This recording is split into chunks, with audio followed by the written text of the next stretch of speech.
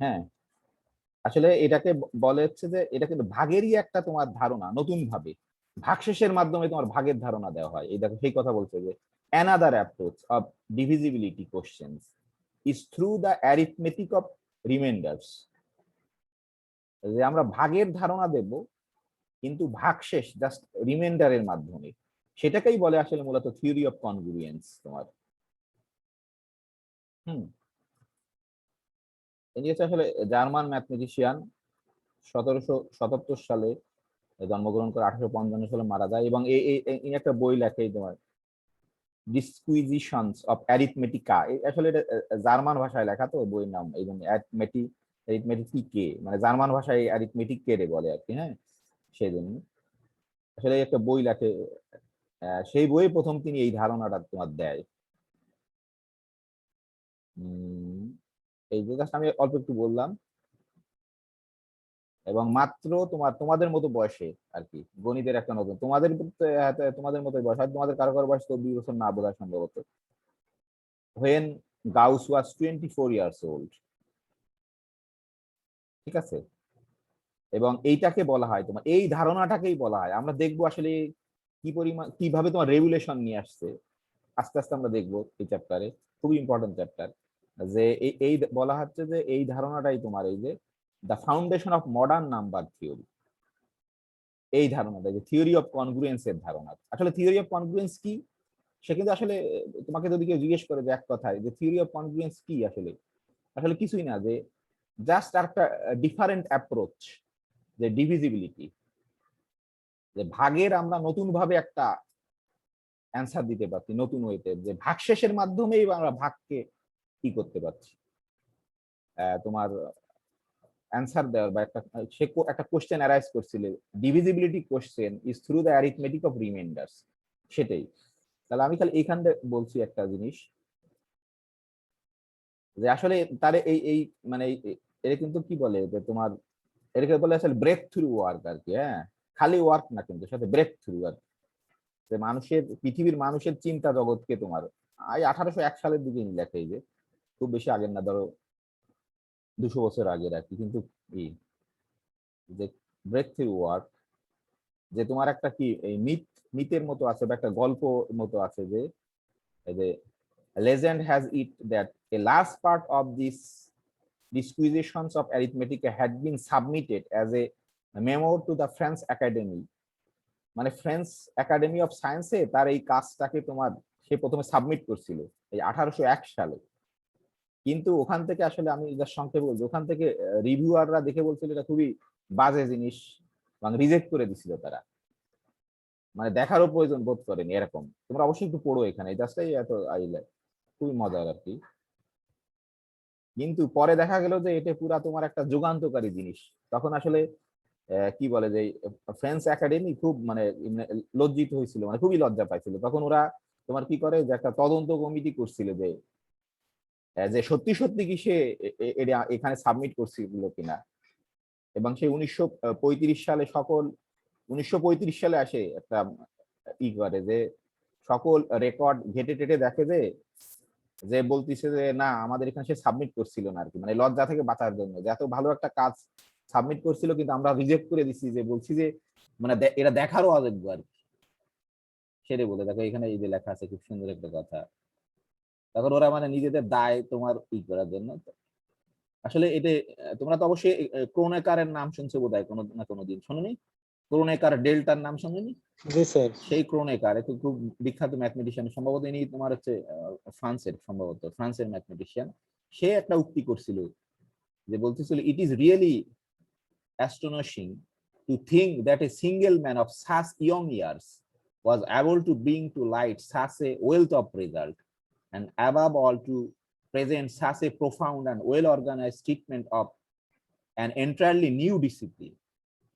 মানে এত অল্প বয়সে নতুন একটা জগতের তোমার তৈরি করছিল, একেবারে নিউ ডিসিপ্লিন, পৃথিবীর কেউ জানতো না এই ধারণা, এই মতামত দিয়েছিল। আসলে এটা হচ্ছে তোমার তোমরা হয়তো দেখছো, আমাদের ডিপার্টমেন্টে বোধহয় ছবিটা আছে, তোমরা যদি খেয়াল করে থাকো, এই যে কার্ল ফ্রেডরিক গাউসের এই যে ছবি তোমার, এখানে পড়ো, তুমি দেখো এখানে একটু পড়ো তোমরা, আমি তো আসলে সব বলতে পারবো না, জাস্ট এটা বললাম।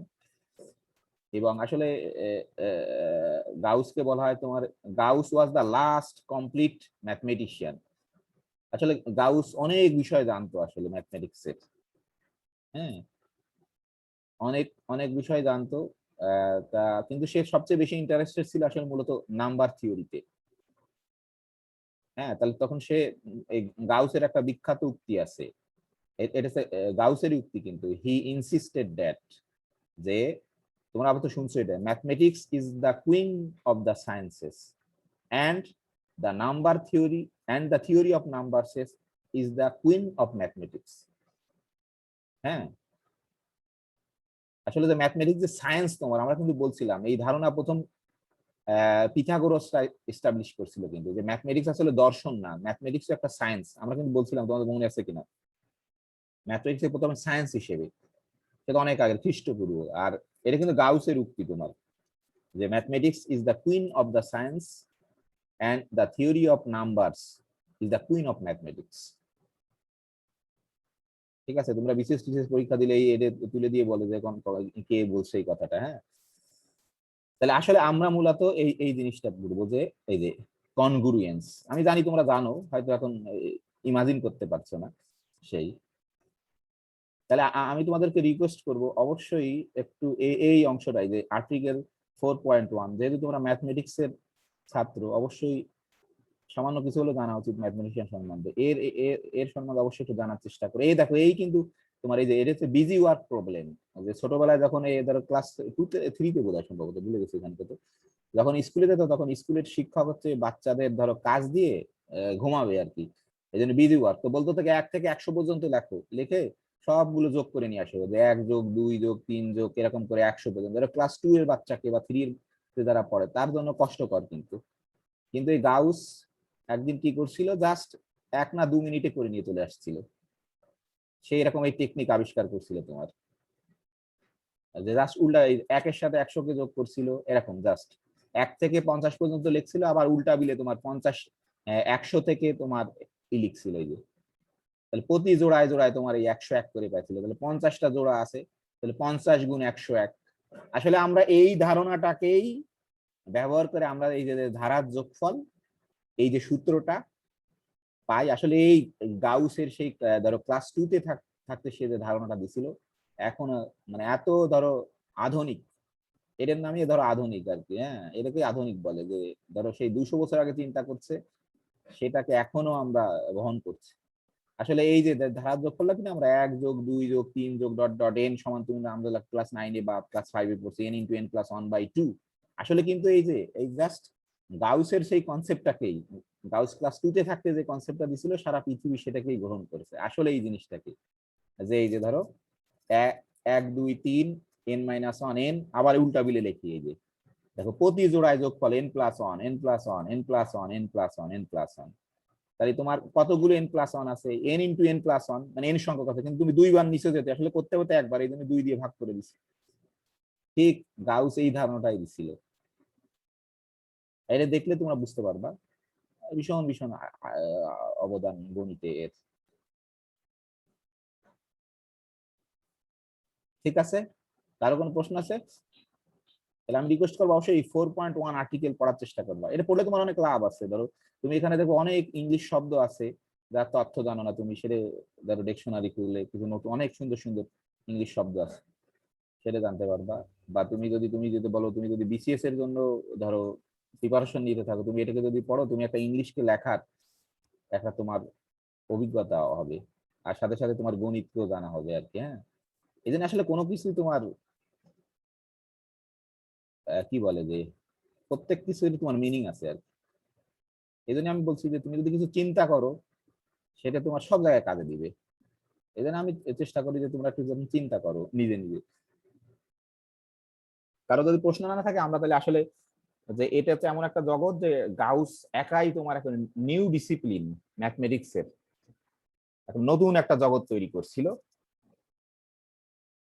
হ্যাঁ, তা আমরা এটাকে ধরো দেখবো যে সে ধরো এরকম সে এরকম লিখছিল। আমি ধরো প্রথমে গল্পের মতো বলি আর কি, ধরো আমি টপিক, তারপর আমি বলতেছি যে ধরো শব্দটা হচ্ছে কনগ্রুয়েন্স, দেখা যাচ্ছে না, না? কনগ্রুয়েন্স, কন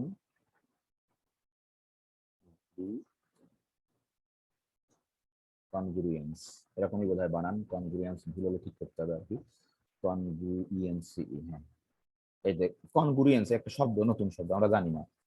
সে এরকম করে লিখছে, এরকম একটা ধারণা দিচ্ছে যে এ কনগ্রুয়েন্ট বি, এটাকে হচ্ছে বলে মডুলো, মডুলো এন। এই এন কিন্তু অবশ্যই ফিক্সড, ঠিক আছে? এরকম একটা ধারণা আছে। অবশ্যই তিনটে দাগ কিন্তু সমান, তোমরা এই সমান করে লেখার চেষ্টা করবে। একবার যদি ছোট বড় করে লেখো তাহলে কিন্তু সারা জীবনই ভুল হবে, যেটা ধরো আমার হয়, আমি আগে খেয়াল করিনি। অবশ্যই আমরা যখন সমান সমান দিই, দুটো দাগই কিন্তু সমান একেবারে, একটা ছোট একটা বড় না কিন্তু। এই কথাটা সে এই ধারণাটা দেয়, এইটা যে আমরা কখন বলবো। তাহলে ম্যাথমেটিক্স এর সবচেয়ে ইম্পর্টেন্ট জিনিস হচ্ছে একটা ডেফিনেশন দেওয়া, যে তুমি যদি নতুন একটা কোনো কিছু ইন্ট্রোডিউস করো, তাহলে আমরা কখন বলবো। অবশ্যই এ আর বি তোমার কিন্তু ইন্টিজার, আমি জাস্ট রাফলি বলতেছি একেবারে। এ বি এন সবাই ইন্টিজার, হ্যাঁ সবাই ইন্টিজার, কিন্তু এর উপর একটা শর্ত আসে, এ ইন্টিজার কিন্তু এ অবশ্যই ফিক্সড, তোমার এ হচ্ছে ফিক্সড ইন্টিজার, এরকম। আমরা যদি সবাই তাহলে এখন বলতেছি, এই ধারণাটাকে বলতেছে যে আমরা এইটাকে তখনই লিখতে পারবো যে ইফ, ধরো যদি এরা বলতে এইভাবে বলতেছে যে ইফ যদি আমি এ আর এ মাইনাস বি কে এন দ্বারা মেজার করতে পারি, এই যে এ এ মাইনাস বি কে যদি আমি এন দ্বারা মেজার করতে পারি, ধরো আসলে তুমি আমরা যে বলি যে ভাগ করি, আসলে ভাগ করা কিন্তু আসলে মেজার করি। আমি একটা জিনিসকে ধরো আমি যদি বলি তুমি 5 দিয়ে 25 কে ভাগ করতে পারো, মানে কি বলো দেখি, তুমি যদি ফিজিক্যাল মিনিং বলো, হ্যাঁ বলতে পারবা? ভাই ব্যাপ্তি দিয়ে 25 এককে পরিমাপ করা। মেজার করা আসলে কি, ও আমরা 5 কে চিনি, 25 কে, ও তাহলে 5 এর হচ্ছে 25 কয় গুণ, 5 গুণ জিনিস, এরকম মানে কি তুমি মেজার করতে পারছো, তাই না? আসলে ভাগ করার অর্থ কিন্তু ফিজিক্যাল মিনিং হচ্ছে মেজার করা। আমরা তো ম্যাথমেটিক্স যখন পড়ি অত ফিল করি না, মেজার করতে পারছি আমি।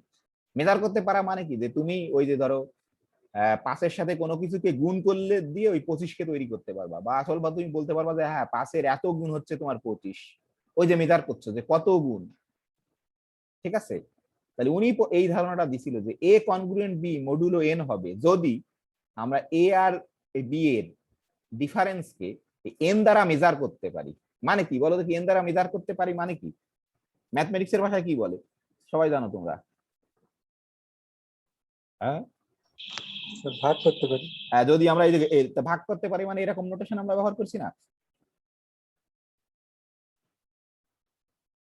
তাহলে আমরা এই এ আর বি কে কনগ্রুয়েন্ট মডুলো এন বলবো। এই এন কিন্তু ফিক্স তোমার, হ্যাঁ, যদি এ আর বি এর বিয়োগফলকে আমরা এন দ্বারা ডিভাইডস করতে পারি। তোমরা তো এটা জানো, এটা এই নোটেশন তো ডিভাইডস করা, অথবা মেজার করতে পারি, যে আমরা যদি ফিজিক্যাল মিনিং বলি, যে যদি মেজার করতে পারি, তাই না? তাহলে আমরা বলবো হচ্ছে তোমার এ আর বি হচ্ছে তোমার কনগ্রুয়েন্ট। কারো প্রশ্ন আছে, এটা কিন্তু বুঝতে হবে, নাহলে কিন্তু আর এরপরে কিছুই বোঝা যাবে না। কিন্তু আসলে এটা বোঝার জন্য তুমি এটা জানো যে এটা যে ডিভাইড করতে পারি মানে কি, আরেকটা লাইন লিখতে পারি, কে বলতে পারবে? ধরো এন দ্বারা এ মাইনাস বি কে ডিভাইড করতে পারি মানে কি, ধরো অ্যালজেব্রিক ফর্মে লিখতে পারি, ইকুয়েশন ফর্মে, কি লিখতে পারবো, কে বলতে পারবে? হ্যাঁ, হ্যাঁ, sir a divide n minus b divide n। No no no no, সেটা তো কখনোই বলতে পারবো না। Sir, a minus b equal to n into some integer. হ্যাঁ হ্যাঁ অবশ্যই সেটা বলতে পারবো। এই দুইজনের বিয়োগফলকে ডিভাইড করে বলে এন এ কে ডিভাইড করে এন বি কে ডিভাইড করে, তা কিন্তু ইম্পসিবল, কখনোই করবে না। তুমি দেখো যদি 6, হ্যাঁ, এই নাও, তাহলে এরকম অসংখ্য সংখ্যা পাবা। তাহলে এটার অর্থ আমরা জানি যে এরকম এন যদি এ মাইনাস বি কে ডিভাইড করে, তার অর্থই হচ্ছে তোমার তুমি এমন একটা ইন্টিজার পাবা, সাম ইন্টিজার আছে যে এন এর সাথে গুণ করলে তুমি ওই এ মাইনাস বি কে প্রডিউস করতে পারবা। এটা কিন্তু এই ধারণা একেবারে পরিষ্কার থাকতে হবে, না হলে কিছু বুঝতে পারবে না, তাই না? আমরা এটা কিন্তু পড়ছি যে ধরো এই যে এন এ মাইনাস বি কে ডিভাইড, আসলে এখানে ব্র্যাকেট দেওয়া ভালো, নাহলে একটু কনফিউজিং মনে হচ্ছে খালি একে। এ মাইনাস বি এর বিয়োগফলকে কিন্তু এন ডিভাইড করে, তার অর্থ কিন্তু এইটা। এটা কিন্তু এটা বুঝতে পারছো কিনা দেখো সবাই, না হলে কিন্তু একটা লাইন আর বোঝা যাবে না পরে। এটা হচ্ছে মূল থিম। এটা কি বুঝতে পারছো?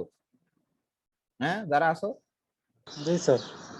যে তোমার এন এ মাইনাস বি কে ডিভাইডস করে, তার অর্থ হচ্ছে তোমার এরকম একটা, অবশ্যই অবশ্যই এখানে লিখতে হবে, আমি বলিনি যে সাম, সাম অবশ্যই কথা লিখতে হবে, নাহলে কিন্তু আসলে কমপ্লিটলি ভুল। সাম কে ইন জেড, কিন্তু এখানে কিন্তু অনেক সময় দেখি তোমরা এন দাও, তাহলে কিন্তু হবে না, জেড ইন্টিজার। এই কে তো প্লাস হতে পারে, মাইনাস হতে পারে, সমস্যা নেই, অবশ্যই ইন্টিজার দিতে হবে, এন কিন্তু দেওয়া যাবে না। সরি, ফর সাম দিতে হবে, দেখো সাম বাদ করে গেছে, ফর সাম, অবশ্যই for some K in Z. তাই দেখো এটাই, এটা কি বুঝতে পারছো সবাই নাকি? যে 15 জন অন্তত আসো, জি স্যার। এটা বুঝতে না পারলে কিন্তু কিছুই করতে পারবো না। আসলে তাই আমি বললাম না যে তোমার 5 ধরো 30 কে ডিভাইডস করে, তার মানে কি তোমার যে তুমি এই 30 সমান লিখতে পারো, মানে একটা ইন্টিজারই আছে, আসলে ডিভিশন অ্যালগরিদম বলে এক ইউনিক, যে 6 × 5, তাই না? এই যে ধরো এই কে মানেই তোমার হচ্ছে 6, আর এই যে 5, এটা কিন্তু ডিভাইডস করার অর্থ। তাহলে এই জাস্ট এই ধারণা থেকে, এই ধারণাটাকে দেখো, এই ধারণা কিন্তু পৃথিবীর সবাই জানতো, কেউ ওই ধারণা থেকে নতুন কিছু তৈরি করতে পারেনি। ধরো এই যে ডিভাইড করার ধারণা 2000 3000 বছর ধরে বা হাজার হাজার বছর ধরে পৃথিবীর মানুষ জানতো, কিন্তু সেখান থেকে কেউ নতুন কিছু তৈরি করতে পারেনি, কিন্তু কার্ল ফ্রেডরিচ গাউস নতুন একটা ধারণা তৈরি করছে। আসলে সব নতুন কিছু এরকম করেই হয়, কিন্তু বিজ্ঞানের সব আবিষ্কার, যে জানা জিনিস থেকে আমরা নতুন কিছু তৈরি করি, সবসময় কিন্তু জানা জিনিসকে ব্যবহার করে মানুষ। সে ধরো, তাহলে এখন এখানে ধরো আমি ডেফিনেশন লিখতেছি ফরমালি, তাহলে সে ধরো এই এই ধারণা এখানে এই কনভেনশনটা ব্যবহার করছে, যে তিনটেই আমি দেখাচ্ছি তোমাদের বইয়ে, যে আরে কোথায় গেল, এই যে এখানে ধরো সে বলতিছে যে এই সেই কনগ্রুয়েন্সটা দিতে ধরো এই সিম্বল অ্যাডপ্ট করছে, এই সিম্বলটা কেন সেই সিম্বলটা নিছে তার কারণও বলছে, বলছে যে এটা হচ্ছে closely analogy with algebraic equality. তার কাছে মনে হয়েছিল যে অ্যালজেব্রিক যে ইকুয়ালিটি তার প্রায় কাছে, সেই জন্য ইকুয়ালিটি থেকে একটা সমান, যে এক্স্যাক্টলি ইকুয়ালিটি না, এই জন্যই জাস্ট একটা মানে চিহ্ন বেশি দিচ্ছে। আমরা ইকুয়াল মানে তো দুটো এরকমই বুঝি, তাই না? এই জন্যই বলতেছি, ঠিক আছে? বুঝতে পারছো? তাহলে দেখো এই যে আমি এখানে বলতেছি যে যে বলছে he explains that he was induced to adopt the symbol এত because of the close analogy with algebraic equality। মানে তোমার কাছে যদি কেউ প্রশ্ন করে ধরো কথার কথা যে কেন কনগ্রুয়েন্স এরকম করে দিছে, তাহলে বলতে হবে যে এটা গাউস ইন্ট্রোডিউস করছিল, তার কারণ হচ্ছে এটা ক্লোজলি, আমরা দেখাবো যে আসলে কেমন ইকুয়ালিটি তোমার সে দেখা যাবে, অ্যালজেব্রিক্যালি ইকুয়ালিটি খুব কাছাকাছি। তাই তাহলে ধরো গাউস এই ধারণাই দিছিল, কিন্তু if a number n measures the difference between two numbers a and b, দুটো নাম্বারের ডিফারেন্সকে যদি n মেজার করতে পারে, তখন সে এই নতুন ধারণাটা দিছিল, যে বলতিছিল যে n দেন তখন a and b are said to be congruent with respect to n। n কিন্তু ইম্পর্টেন্ট তোমার খুব, যে ধর a b খালি খালি কনগ্রুয়েন্ট হতে পারবে না, কিন্তু কারো সাপেক্ষে কনগ্রুয়েন্ট হবে, ঠিক আছে? এখন যদি এ আর বি ডিফারেন্সকে তোমার এ ডিভাইডস না করে, তখন সে বলছিল তখন হবে ইনকনগ্রুয়েন্ট। আমি উদাহরণ দেখাচ্ছি, তারপরে বুঝতে পারবা তোমরা, ঠিক আছে? বুঝতে পারছো? হ্যালো, কনগ্রুয়েন্টের ধারণা বুঝতে পারছো? হ্যাঁ, যদি মেজার করতে পারে যে এন একটা ফিক্সড ইন্টিজার, সে যদি এ আর বি এর ডিফারেন্সকে মেজার করতে পারে, সে মেজার করা আছে ফিজিক্যাল ভাষা, তোমার আমরা ম্যাথমেটিক্যাল ভাষায় বলি যদি ডিভাইড করতে পারে, তখন আমরা বলি A and B are said to be congruent. অবশ্যই কিন্তু এটা ইম্পর্টেন্ট, কার সাপেক্ষে? এন এর সাপেক্ষে। আর যদি করতে না পারে, তাহলে এন এর সাপেক্ষে কনগ্রুয়েন্ট না, ইনকনগ্রুয়েন্ট। আমি ডেফিনেশন লিখতেছি, সমস্যা নেই, পরে আগে তোমার তা মেজার করা হচ্ছে ইম্পর্টেন্ট, মানে একেবারে একটা নতুন জগৎ। কিন্তু আমরা দেখা একটু দেখতে পারবো দুই একটা ক্লাস পরে যে পুরা ক্যালকুলেশনে রেগুলেশন ঘটায় দিছে এটা, এই চিন্তা, মানে ব্রেক থ্রু একেবারে। তোমরা সবাই জানো, আমি জানি এটা। ধরো তাহলে ধরো আমরা যদি প্রথমে একটা পার্টিকুলার দিয়ে যাই, ধরো আমরা যদি ধরো এরকম বলি, ধরো কথার কথা কত বলবো যে 15 ধরো কনগ্রুয়েন্ট কত দেবো, ধরো 3, জাস্ট এক্সাম্পল লিখতেছি, ধরো মডুলো 6, এটা কি সত্য না মিথ্যা বলো দেখি? মিথ্যা স্যার, হ্যাঁ মিথ্যা। স্যার সত্য স্যার। মিথ্যা কেন? ডেফিনেশন কি ছিল যে এ হচ্ছে এই ডে, বি হচ্ছে তোমার এই ডে, মডুলো যদি এই দুজনের ডিফারেন্স কে এই 6 দ্বারা বিভাজ্য হয়, ভাগ করতে পারো, তারই সত্য। 15 থেকে 3 বিয়োগ দাও, কত হয় দেখো। হ্যাঁ প্রথমে বুঝতে পারবো না, ঠিক আছে, প্রথমে একটু বুঝতে কষ্ট হবে, সমস্যা নেই, এটাই সিম্পল। যে 15/3 কত হয় তোমার? 12 না? 12। 12 কে তো তুমি 6 দিয়ে ভাগ করতে পারো নাকি? জি স্যার। এই যে, তাহলে এই ডে, এটাই ডেফিনেশন, আর কিচ্ছু না কিন্তু। তাহলে এটা ওকে নাকি? ঠিক আছে সবার? জি স্যার। জি স্যার। ধরো এরকম আরো অনেক সংখ্যা থাকতে পারে, কোনো সমস্যা নেই, আমরা এরকম একটা ধরো মানে 6 কে ফিক্স রেখে এ বি কে কিন্তু আমি চেঞ্জ করতে পারি, ঠিক আছে? ধরো এ বি কে চেঞ্জ করতে পারি, যদি আমি ধরো কথার কথা এখানে দিলাম কত বলো দেখি, 5, ধরো দেখো 5 -1, এটা কি সত্য বলো দেখি? জি স্যার, সত্য এটা। অবশ্যই সত্য, কারণ বিয়োগ করতে হবে, এটা প্লাস হয়ে যাবে, তাই না? 5 - 8 মানে +1 মানে 6 মডিউলো 6 নাকি? ঠিক আছে? জি স্যার। এই অন্য যারা আছো দেখো ঠিক আছে কিনা? জি স্যার, ঠিক আছে। হ্যাঁ। তাহলে আরো অসংখ্য, তাহলে কি দেখো তুমি এই দেখো এন কিন্তু ফিক্সড 6, এইখানে কিন্তু এবি অসংখ্য এবি তুমি তৈরি করতে পারো, কোনো সমস্যা নেই, তাই না? আমরা জাস্ট দুটো দেখালাম, আর একটা বলো দেখি, বলতেই পারো, সমস্যা নেই তোমরা, আর একটা বলতেই পারো নাকি? সবচেয়ে সহজ হচ্ছে এরকম বলা, তাই না? এটা কি হবে ধরো, এটা হবে নাকি? এটা হবে? হুম, জি স্যার। অবশ্যই হবে নাকি? ধরো এটা হবে, না দাঁড়া, এখানে ইডি -7d, এটা হবে? জি জি স্যার। স্যার। অবশ্যই হবে। অর্থাৎ কি আমরা মেজার করতে পারছি, তো এই জাস্ট এই ধারণাটা দিচ্ছে, কিন্তু আসলে কিন্তু আলটিমেটলি তোমার ভাগেরই ধারণা, কিন্তু এখান থেকে আমরা সব ভাগের ধারণা পাই, সেটা আমরা দেখাবো। আসলে ভাগেরই জেনারেলাইজেশন এটা, বুঝতে পারছো? তাহলে খেয়াল করে দেখো, তুমি যদি এই পাশকে 0 দিয়ে দাও, কথার কথা, ধরো এই বি কে যদি 0 দাও, তাহলে আসলে কখন সম্ভব হবে এই রে বলো দেখি? ধরো হ্যাঁ আমি একটা কথা বলতেছি, ধরো হ্যাঁ ধরো আমি এ কে ধরো ফিক্স রাখলাম, এই যে এ ধরো কি দেবো কইনি, এ রে কখন হবে বলো দেখি?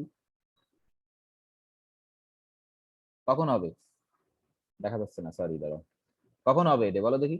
এ বি 0 দিছি, স্যার ইয়ে হচ্ছে 6 বা 6 এর গুণিতক। হ্যাঁ, অর্থাৎ এই এ যখন 6 দ্বারা তোমার বিভাজ্য হবে, তখন আসলে কি মানে এই ধারণা থেকে কিন্তু আমরা 6 মানে ভাগের ধারণা পাই, অবশ্যই পাই না? যে এই এ হচ্ছে 6 এর যে কোনো গুণিতক বসাও না কেন, এটা কিন্তু সত্য হবে তোমার। যে কোনো গুণিতক তুমি 6 বসাও, 0 বসাও, -6 বসাও, -12 বসাও, +12 বসাও, যাই, তাহলে কি আসলে কিন্তু ভাগের ধারণা পেয়ে গেছি আমরা কিন্তু এখান থেকে। আসলে ভাগের জেনারেলাইজেশন এতে, মানে এখান থেকে কিন্তু ভাগকে পাচ্ছি আমরা। তা কারো প্রশ্ন আছে? এটা কিন্তু বুঝতে হবে, নাহলে কিন্তু হবে না। আমি বলছি মূল পয়েন্ট কিন্তু এইটাই, কারণ আমরা এইটাকে ব্যবহার করবো যে কোনো অঙ্ক করার সময়, কারণ আমরা তো এটা দিয়ে কোনো কাজ করতে পারি না, আমাদেরকে সবসময় অ্যালজেব্রা করতে হলে তোমাকে একটা ইকুয়েশন ফর্মে আনতে হয়। এইটা বুঝতে না পারলে কিন্তু মানে আমার কোনো কথাই বুঝতে পারবে না, যে এটাই কিন্তু ডেফিনেশন। আমি এখন ডেফিনেশন দিচ্ছি, ধরো এন কেন ফিক্সড তুমি বুঝতে পারছো, কিন্তু এন কে চেঞ্জ করলে কিন্তু করা যাবে। এন কে ফিক্সড রেখে তারপরে তুমি এই এ বি কিন্তু চেঞ্জ হতে পারে, সমস্যা নেই। এই যে দেখো বিভিন্ন এ বি নিচ্ছে, তার জন্য এটা সত্য হতে পারে, এই 6 এর জন্যই। কারো প্রশ্ন আছে? হ্যালো, না স্যার। তাহলে মূল পয়েন্ট কোনটা? মূল পয়েন্ট হচ্ছে এটা, কিন্তু এটা হচ্ছে মূল পয়েন্ট। যে A minus B equal to যদি কে এন হয়, তাহলে তুমি কি লিখতে পারবা? ধরো কোনোভাবে তুমি এটা পাইছো, ধরো এবার অন্যভাবে বলি, উল্টা করে বলি, না হলে উল্টা করে না বললে কখনো বোঝা যায় না ম্যাথমেটিক্স। ধরো তাহলে তুমি তোমার মতো করে ডেফিনেশন লিখতে পারবা। ধরো তুমি কিছু করে টোরে এরকম পাইছো, কি করছো আমি জানি না, কে এন, ধরো ফর, অবশ্যই এটা কিন্তু লিখতে for some K in Z, বা তুমি বড় কে ইন জেড বললেও সমস্যা নেই, মেনে নেওয়া যাবে। ঠিক আছে, তাহলে কি লিখতে পারবা এখান থেকে, কে বলতে পারবে? Sir, n divides a minus b. না সেটা তো করে, কিন্তু আমরা তো ডিভাইস তো আগেই জানি, নতুন যা জিনিস শিখলাম তার মাধ্যমে কি লিখতে পারবো সেটা বলছি। ওটা ঠিক আছে অবশ্যই, স্যার এ কনগ্রুয়েন্স বি মডেল। হ্যাঁ সেটা কিন্তু লিখতে পারবো অবশ্যই। এরা যেটা বললো প্রথমে এরকম, এটা মানে এ ডিভাইডস বি, আর এ ডিভাইডস বি এর ডেফিনেশনই হচ্ছে তোমার, তুমি কিন্তু লিখতে পারবা এ কনগ্রুয়েন্ট বি, আমরা এটাকে মড না বলে মডুলো বলা ভালো আর কি, হ্যাঁ মডুলো বলে, তো সংক্ষেপে মডও বলা যায়, সমস্যা নেই। মডুলো এন, এটা বলতে পারবো না? দেখো, নাকি তুমি যদি কোনোভাবে কোনো কিছু করে এরকম একটা এক্সপ্রেশন পাও, তাহলে কি তুমি এই লাইন লিখতে পারবা? জি স্যার। আবার তোমার যদি এই লাইন দেওয়া থাকে বাই ডেফিনেশন, তুমি কিন্তু আবার এই লাইনও লিখতে পারবা, মানে ইফ এন্ড অনলি কিন্তু, তাই না? তোমার যদি এই লাইন দেওয়া থাকে, এই লাইনের অর্থ হচ্ছে এ মাইনাস বি ডিফারেন্স হচ্ছে কে ইন্টু সাম, এন ইন্টু সাম কে, এটা হচ্ছে ডেফিনেশন মডেল। ধরো এই যে তুমি যদি কোনো কিছু ক্যালকুলেশন করে টোরে এটা পাও, তাহলে অবশ্যই তুমি কিন্তু এটা লিখতে পারবা। ক্লিয়ার কিনা দেখো। হুম, জি স্যার। কি হাফিজ সাহেবের কি ক্লিয়ার নাকি? জি স্যার। হ্যাঁ, স্যার এখানে কে নিয়ে একটু কথা বললে ভালো হয় স্যার। কে যে কোনো একটা ইন্টিজার তোমার, মানে বাস্তব উদাহরণে একটা কে যাতে থাকে এরকম একটা ফর্মের একটা উদাহরণ দিলে কথা হয় স্যার। হ্যাঁ বাস্তব কে, কে এর মধ্যে এই যে তো এই হ্যাঁ স্যার। সবগুলো তো, এই যে সবগুলো তো তাই দিলাম। এই যে ধরো এই যে তোমার এখানে, এখানে দেখো এই যে এইখানে যদি তুমি এটা বলো, বলো দেখি এখানে কে এর মান কত, এটার ক্ষেত্রে কে এর মান কত বলো দেখি।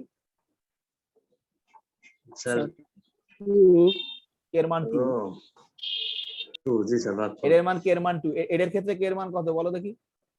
1 স্যার। 1, মানে তুমি ইউনিক কে পাবা, ইউনিক ইন্টিজার। আমরা ডিভিশন অ্যালগরিদম তাই বলছি, আমরা সেটা দেখাবো। এর ক্ষেত্রে কে এর মান কত বলো দেখি, কে বলতে পারবে? 0 স্যার। এর ক্ষেত্রে কে এর মান কত? 0। এর ক্ষেত্রে কে এর মান কত? 1 স্যার। 1, এই যে মানে ভাগফলটাই স্যার কে এর মান। হ্যাঁ হ্যাঁ অবশ্যই ভাগফলটা, এটা তো ভাগফলই তোমার। তুমি তো এই যে ভাগফল না, তুমি জি এ স্যার। মাইনাস বি কে এন দ্বারা ভাগ করে কোনো ভাগশেষই পাচ্ছ না, প্লাস কিছু তো নেই, মানে কি কে মানে তো ভাগফল তোমার। ঠিক আছে, জি স্যার। দেখো আমি কিন্তু বারবার বলছি, এই লাইন না বুঝতে পারলে কিন্তু আমরা কিছু করতে পারবো না। আর অবশ্যই বুঝতে পারবো নিজেরা একটু পড়লে। এখন এই যে দেখো আমি যেহেতু বললাম, এখন আমি ধরো ডেফিনেশন দিচ্ছি, ধরো কনগ্রুয়েন্স এর ডেফিনেশন। যে ধরো তোমরা নিজেরাই এখন ডেফিনেশন দিতে পারবা, আমার কাছে শুনতে হবে না, বইও দেখতে হবে না, আমি নিশ্চিত, যদি বুঝতে পারো। এটা হচ্ছে ইম্পর্টেন্ট, নিজে লেখা। হ্যাঁ, ধরো ডেফিনেশন আমরা বলছি যে এটা ডেফিনেশন পরীক্ষাতে আসে, তোমার কনগ্রুয়েন্স বা কনগ্রুয়েন্ট যা বলো, ওই যে কনগ্রুয়েন্স এর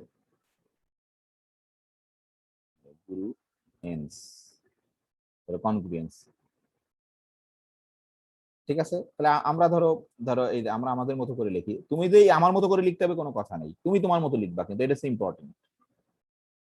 ধরো এন অবশ্যই তোমার কি বলবো, এন এবং ফিক্সড, কিন্তু এটা কিন্তু ফিক্সড তোমার। এন্ড তোর একসাথে লেখা থাকতো, আমি আমার মতো করে লিখছি, তুমি তোমার। এ বি এটা কিন্তু কোনো ফিক্স না, দেখো এই যে এ বিও কিন্তু ইন্টিজার তোমার। ঠিক আছে, বুঝতে পারছো? এই যে এটা ধরলাম, আমরা ধরে নিলাম ডেফিনেশন, তোমার মতো করে লিখবা, কোনো সমস্যা নেই। আমি কোনো ল্যাঙ্গুয়েজ স্যার ল্যাঙ্গুয়েজ এখানে লিখিনি। ফিক্সড বলতে আমরা কি বোঝাতে চাচ্ছি? এই যে 6, হয়তো সেটা কোনো ফিক্স। একটা ইন্টিজার আমি তো চেঞ্জ করতেই পারি, হ্যাঁ, চেঞ্জ তাহলে করতে বলে তখন ফিক্স। তুমি যদি 7 করো তো ফিক্সড। তুমি তো যে কোনো ইন্টিজার নিতে পারছো না, ইন্টিজার কিন্তু তোমাকে ফিক্সড করে নিতে হবে সেটা। তুমি যে কোনো ইন্টিজার নিতে পারবা, এন যে কোনো ইন্টিজার হতে পারে, কিন্তু তোমাকে ফিক্সড করতে হবে, নাহলে তো তুমি এই কাজটা করতে পারবা না। এই যে দেখো এখানে খেয়াল করে দেখো, এই যে এন কে ফিক্স করলে এবি কিন্তু চেঞ্জ হতে পারে। খালি যে একটা এবির জন্য, এক জোড়া এবির জন্য এটা সত্য হবে তা না, কিন্তু অসংখ্য এবি আছে, তার জন্যই 6 এর ই হতে পারে তোমার। নাকি বুঝতে পারোনি? এটাকে বলে আরবিটারি বাট ফিক্সড। এই এন ইন জেড মানে তুমি যে কোনো ইন্টিজার নিতে পারো, কিন্তু ফিক্সড হতে করে নিতে হবে তোমার। আর এবি হচ্ছে তোমার যে কোনো ইন্টিজার। তাহলে আমরা এরকম বলবো যে যে তখন বলবো যে এই যে দেন ধরো ইফ, দুই ভাবে লিখতে পারো, দেন বা এইভাবে লিখি যে এ কনগ্রুয়েন্ট বি মডুলো এন, কখন হবে বলো দেখি? ইফ কখন হবে? তোমরাই বলো, এখন ডেফিনিশন তোমরাই বলতে পারবা। হ্যাঁ বলো, হাফিজ সাহেব বলো দেখি কখন হবে? Sir A minus B equal হ্যাঁ টু হ্যাঁ, তাহলে অবশ্যই এইভাবে লিখতে পারো, অথবা এন ডিভাইডস বি যদি বলো, যাই বলো সমস্যা নেই। আমি এটা লেখার পক্ষে, ধরো হয় তুমি ইফ এটাই লিখি যে এন যদি এ মানে, সেটাকে আমরা একবার এরকম লিখে দিই, if K N for some তোমার কি কে ইন জেড, তাই না? অথবা তুমি এ লাইন না লিখে অত এ লাইন লিখলেও কোনো সমস্যা নেই, ডেফিনেশনে দেবে। যদি এটা লিখতে যে এন ডিভাইডস এ বি, এটা লিখলে হতো একই কথা। ঠিক আছে? আসলে এটা কিন্তু ইফ অ্যান্ড অনলি, এটে হলে এটে হয়, এটে হলে এটে হয়। আর আমরা আমরা কোনো ডেফিনেশনে স্বাভাবিক ইফ অ্যান্ড অনলি লেখি না, যে কোনো ডেফিনেশন কিন্তু তোমার ইফ অ্যান্ড অনলি। ঠিক আছে? আশা করি সবাই বুঝতে পারছো যে আমরা বলবো এ কনগ্রুয়েন্ট মডুলো বি, এ কনগ্রুয়েন্ট বি মডুলো তোমার এন, ইফ অ্যান্ড অনলি যদি এ মাইনাস বি ডিভাইডস কে। আমরা তখন লিখবো এটা, কিন্তু পড়ার সময় বলবো যদি এন ডিভাইডস এ মাইনাস বি। হ্যাঁ, ঠিক আছে? খুবই সহজ জিনিস, আশা করি বুঝতে পারছো। এখন আমরা একটু বইয়ে যাই। মূল জিনিস হচ্ছে এটা তোমার, এই যে দেখো বই এইভাবে লিখছে যে, এইভাবে লিখছে যে বই অনেক ল্যাঙ্গুয়েজ ট্যাঙ্গুয়েজ দিয়ে লিখছে, এই যে N B A fixed positive integer, কিন্তু এটা ইম্পর্টেন্ট। এন ফিক্স না হলে কিন্তু মুশকিল আছে। একে হচ্ছে এন এন তোমাকে অবশ্যই ফিক্স করতে হবে, না হলে কিন্তু তোমার এই ডেফিনেশন দিতে পারবে না। এই যে দেখো এখানে বলছে যে যে N divides the difference of A B, বা N measure difference of A B, আর অথবা এই যে এইটা এইটা লেখার পক্ষে, কারণ এইটা দিয়েই আমরা সব অঙ্ক করি ফর সাম। এই যে তাহলে এখানে ধরো ছোটখাটো কিছু এক্সাম্পল দিছে, এই যে তোমরা একটু নিজের একটু বই পড়ার অভ্যাস করতে হবে। কিন্তু এই যে দেখো দিছে কি, এটা কি সত্য তো, তাই না? Three congruent, sorry, 3 congruent 24 modulo 7, নাকি সত্য তো এটা নাকি? এই যে দেখো, টু ফিক্স দ্য আইডিয়া, ধরো consider n equal two 7, n 7 ধরো বিভিন্ন তুমি বিভিন্ন পেয়ার অফ ইন্টিজার পাবা যারা এই সত্যকে স্যাটিসফাই করবে, তাই না? নাকি এটা হবে তো, তাই না? 3 কনগ্রুয়েন্ট 24 মডুলো 7, কারণ কত হবে তোমার এখানে কে এর মান কত বলো দেখি পলাশ সাহেব?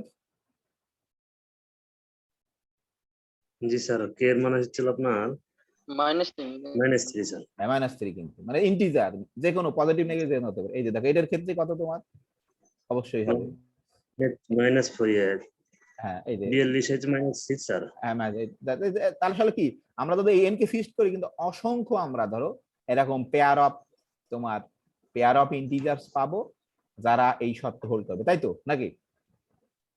জি স্যার। এখন ধরো যদি এটাই করে যে এন যদি, আমি আর এটা লিখছি না, যদি তোমার ইনকনগ্রুয়েন্টের ডেফিনেশন আছে, তা ভয় পাওয়ার কিছু নেই। যদি বলি যে ইনকনগ্রুয়েন্ট, যে A is incongruent to B modulo N, এটা হচ্ছে A is congruent to B modulo N, তাই না? আর ইনকনগ্রুয়েন্ট কখন হবে, যদি তোমার এ মাইনাস বি এর এ মাইনাস বি কে আমরা এন দ্বারা মেজার করতে না পারি, নাকি? হ্যাঁ, ঠিক আছে তো? জি স্যার। যদি অর্থাৎ কি n যদি does not divides a minus b, ঠিক আছে, n যদি তোমার does not divides a minus b, তাহলে এখানে দেখো একটা এক্সাম্পল দিছে যে 25 আর 12 দিছে, সেটা কি তোমার কনগ্রুয়েন্ট মডুলো 7? মডুলো 7 হবে না স্যার, এই যে, কারণ এর যে ডিফারেন্সটা 13 আসবে স্যার। 7 দ্বারা মেজার করতে পারবো না, খুব সিম্পল জিনিস, ঠিক আছে? তাহলে এখানে ধরো আমরা যে ডেফিনেশন দিছি, দেখি এবার আমি প্রশ্ন করি একটা, বলো দেখি যে ইনকনগ্রুয়েন্টের ডেফিনেশনে কি হবে বলো দেখি। কনগ্রুয়েন্স বা ইনকনগ্রুয়েন্স যদি আমরা বলি, তাহলে কি পাবা যে এখানে পড়ছো কিন্তু ফর সাম মানে তুমি দেয়ার এক্সিস্ট একটা পাচ্ছ, এখানে মানে কি কোনো কে খুঁজে পাবা না যে এন এর সাথে গুণ করলে এইরকম মেজার করতে পারো, তাই না? নাকি? জি স্যার। এটা কিন্তু ইম্পর্টেন্ট, এটা কিন্তু তোমার এক্সিস্ট, দেয়ার এক্সিস্ট, তার নেগেশন কিন্তু তোমার ফর অল। যে যদি এ ইনকনগ্রুয়েন্ট বি মডুলো এন হয়, তাহলে আমরা লিখবো A minus B equal to not equal to K N বলতে পারো তুমি, সমস্যা নেই, for all K in Z. এটা আমি লিখে দিই, এটা হচ্ছে ম্যাথমেটিক্স এর উল্টাটা কখন ঘটে, এটা না হলে কখনো বোঝা যায় না। ধরো এর উপরে ডেফিনেশন লিখি আমি একদম, যে ধরো ডেফিনেশন ইনকনগ্রুয়েন্স, ঠিক আছে, ইনকনগ্রুয়েন্স,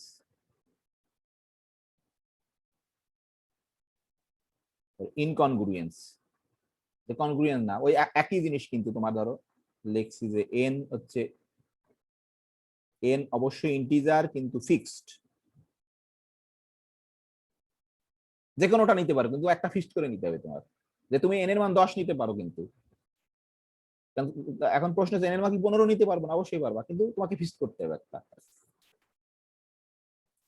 এন্ড ধরো এ বি ইন জেড, ঠিক আছে, তাহলে আমরা কখনো বলবো ধরো দেন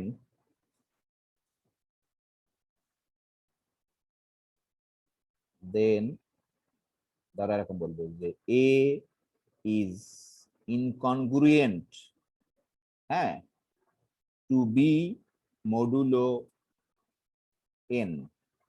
কখন বলবো? ইফ, কখন হবে বলো দেখি? a minus b not equal to k sir, ken।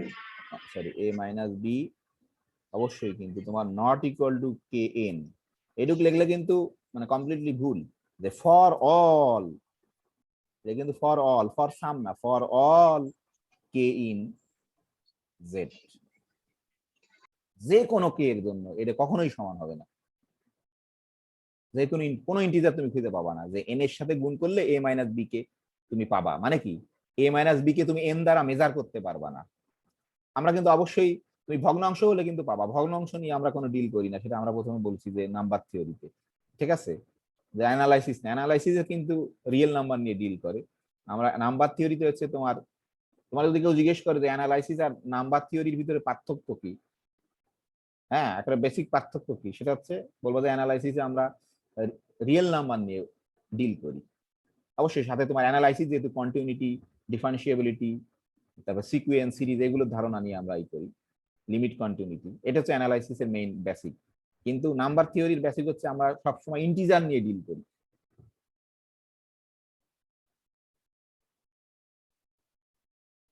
ঠিক আছে, আশা করি বুঝতে পারছো, এটা হচ্ছে ইনকনগ্রুয়েন্সের ডেফিনেশন, যে কোনো আমরা এরকম কে খুঁজে পাবো না যার জন্য এই যে দেখো, যেমন এই যে বললাম যে এটা হবে না, যে কোনো কে, এরকম কোনো কে নেই যার জন্য এই যে তুমি মানে 13 কে তুমি 7 দ্বারা মেজার করতে পারবা না। আশা করি বুঝতে পারছো, তাই না? ঠিক আছে নাকি? জি স্যার। এখন প্রশ্ন হচ্ছে ধরো যদি এই এন এর মান অন হতো, ধরো কথার কথা, এই যে তুমি তো বলছো এন ইন্টিজার ফিক্সড, তুমি তো এন এর মান অন নিতে পারো, তাই না? জাস্ট মানে এটা ফার্স্ট লজিক্যাল কোশ্চেন, যে এন এর মান অন হলে কি ঘটনা ঘটতো বলো দেখি, কে বলতে পারবে? স্যার সবসময় কনগ্রুয়েন্স হবে নাকি? ইনকনগ্রুয়েন্স কি হওয়ার কোনো পসিবিলিটি আছে তখন? হ্যাঁ, তখনই তোমার তখন যে কোনো দুটো সংখ্যা নাও না কেন, কারণ কি আমরা এক দিয়ে তো যে কোনো সংখ্যাকে ভাগ করতে পারি, তাই না? সবসময় কনগ্রুয়েন্স হবে তখন। তখন সবসময় কনগ্রুয়েন্স হবে। তাহলে এই জন্যই আসলে n ইকুয়াল টু 1 এ আমরা কোনো ইন্টারেস্টেড না, স্বাভাবিক, মানে ও বিশেষ কোনো পার্থক্য তৈরি করে না। তাহলে এরপরে আমরা যখন যত থিওরাম করব বলবো যে n গ্রেটার দেন 1। এখন তোমাকে বুঝতে হবে কেন n গ্রেটার দেন 1, নাকি বুঝতে পারোনি? জি স্যার। কারণ আমরা অন দিয়ে তো যে কোনো সংখ্যাকে ভাগ করতে পারি, তো ওটা কোনো সমস্যা করবে না। তুমি যে a b এর মান যাই নাও না কেন, সব সময় মডিউলো n, ঠিক আছে? বুঝতে পারছো? তাহলে এখন তোমার এটা যখন ওই যে কোনো থিওরামে লেখা থাকে যে n গ্রেটার দেন, কেন ওখানে কারণ থাকে। আমরা যখন ছোটবেলায় সূচক পড়তাম, ধরো ক্লাস 9 এ দেখতে অঙ্ক দিয়ে বলতো যে x নট ইকুয়াল টু 0 বা x গ্রেটার দেন এত বা x লেস দেন এত, তাই না? ওটা কিন্তু খুব ইম্পর্টেন্ট, কিন্তু ওটা ওই ভাষা আমরা অ্যাভয়েড করতাম, আসলে অ্যাভয়েড করা উচিত না, কিন্তু ওটা কিন্তু মিনিং আছে যে ওটা হলে সমস্যা হতো, হয়তো আনডিফাইন্ড হতো অথবা আমাদের কোনো ইন্টারেস্ট ছিল না ওটা হলে। তাহলে আমরা দেখলাম যে n এর মান যদি তোমার অন হয় তাহলে দেখা যায় যে এই যে দেখো সেই কথাই বলছি যে, কিন্তু n এর মান যদি 2 হতো কি ঘটনা ঘটতো বলো দেখি? তখন স্যার ইনকনগ্রুয়েন্স পসিবিলিটি ছিল স্যার। হ্যাঁ, n যদি 2 হয়, ধর n যদি 2 হয়, অলওয়েজ স্যার আর কনগ্রুয়েন্ট হবে না স্যার। হ্যাঁ অলওয়েজ কনগ্রুয়েন্স হবে না স্যার, হবে না স্যার। ধরো সেটা এর ডিপেন্ড করবে স্যার। না, তা তো অবশ্যই। তাহলে এ বি কেমন হলে বলো দেখি? মানে ধরো এখানে যদি 2 দাও, 2 দ্বারা তুমি কোন সংখ্যাকে ভাগ ইভেন করতে হতে পারো? হবে, হ্যাঁ, ইভেন হতে হবে, তাহলেই হবে। হ্যাঁ তাহলেই হবে। হ্যাঁ ঠিক আছে, থ্যাংক ইউ। ইভেন হতে হবে। এই যে আমরা জানি যে 2 দ্বারা শুধু ইভেন, পৃথিবীতে যত ইভেন নাম্বার আছে তাকে কিন্তু ভাগ করতে পারি। 2 দ্বারা কি কোনো অড নাম্বারকে ভাগ করতে পারি নাকি? জানো নাকি পারো? না না তাহলে তোমাকে এই এ আর বি কে এমন করে চুজ করতে হবে যেন তাদের বিয়োগফল যেন ইভেন হয়। তাহলে তাহলে ধরো কখন দুইজনের বিয়োগফল ইভেন হয় জানো তোমরা? এই দুইজনে যদি ইভেন হয়, এও যদি ইভেন হয় বিও যদি ইভেন হয়, তাহলে কিন্তু ডিফারেন্স ইভেন হয়। এটা প্রমাণ করা যায়, তোমরা প্রমাণ করছো আমি জানি ক্লাস 9 এ আর কি। আবার এও যদি অড হয় বিও যদি অড হয়, দেখো যে কোনো দুটো ইভেন নাম্বারের, এই যে দেখো ধরো এটা প্রমাণ করা খুব সহজ, আমি দেখাচ্ছি এক সেকেন্ডে। ধর এ যদি ইভেন হয় তাহলে কি হবে? এ যে কোনো 2 ইনটু সাম k1, তাই না? নাকি? জি স্যার। বি যদি ইভেন হয় ধরো সাম 2 ইনটু k2, নাকি? মানে 2k1 ফর্মে হবে। তাহলে দেখো কত হবে বলো দেখি? তুমি যদি এই 2 কে কমন নাও, k1 মাইনাস k2, এইগুলো প্রমাণ করা খুব ইম্পর্টেন্ট, নাহলে কিন্তু তুমি বুঝতে পারো না এই যে কোনো জিনিস। তাহলে তুমি ধরো এই k1 মাইনাস k2 কে তুমি যদি একটা নতুন একটা ইন্টিজার k ধরো, কারণ কি অবশ্যই ধরতে পারি k1 ও ইন্টিজার, কিন্তু অবশ্যই এখানে আমি বলিনি তোমরা এই যে k1 অবশ্যই k1 k2 দুজনই কিন্তু ইন্টিজার তোমার, ঠিক আছে?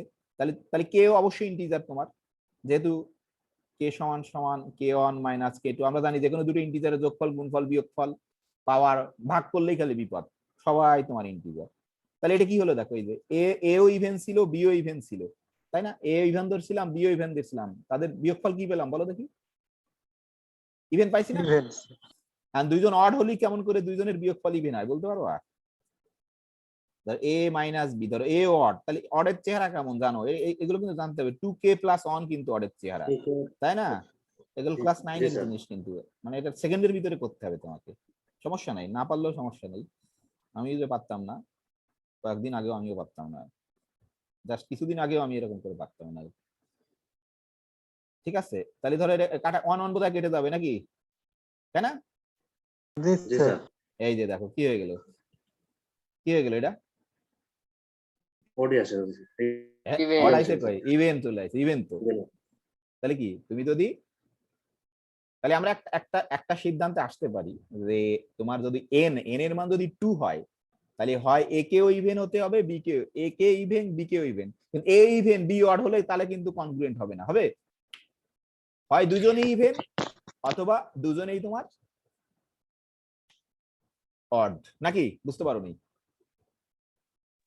হুম, জি জি স্যার, স্যার বুঝতে এখন আমি যদি পরীক্ষায় ধরো এরকম এখানে কথাটা লেখা আছে যে it is to be noted that any two integers are congruent modulo 1, so whereas two integers are congruent modulo 2, কখন হবে যে কখন তোমার দুটো ইন্টিজার মডুলো 2 হবে? যদি তারা বোথ ইভেন হয় অথবা বোথ অড হয়।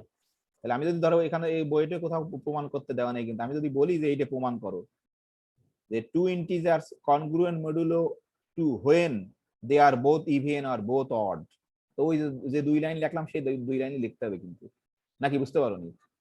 তাই না? ঠিক আছে, জি স্যার।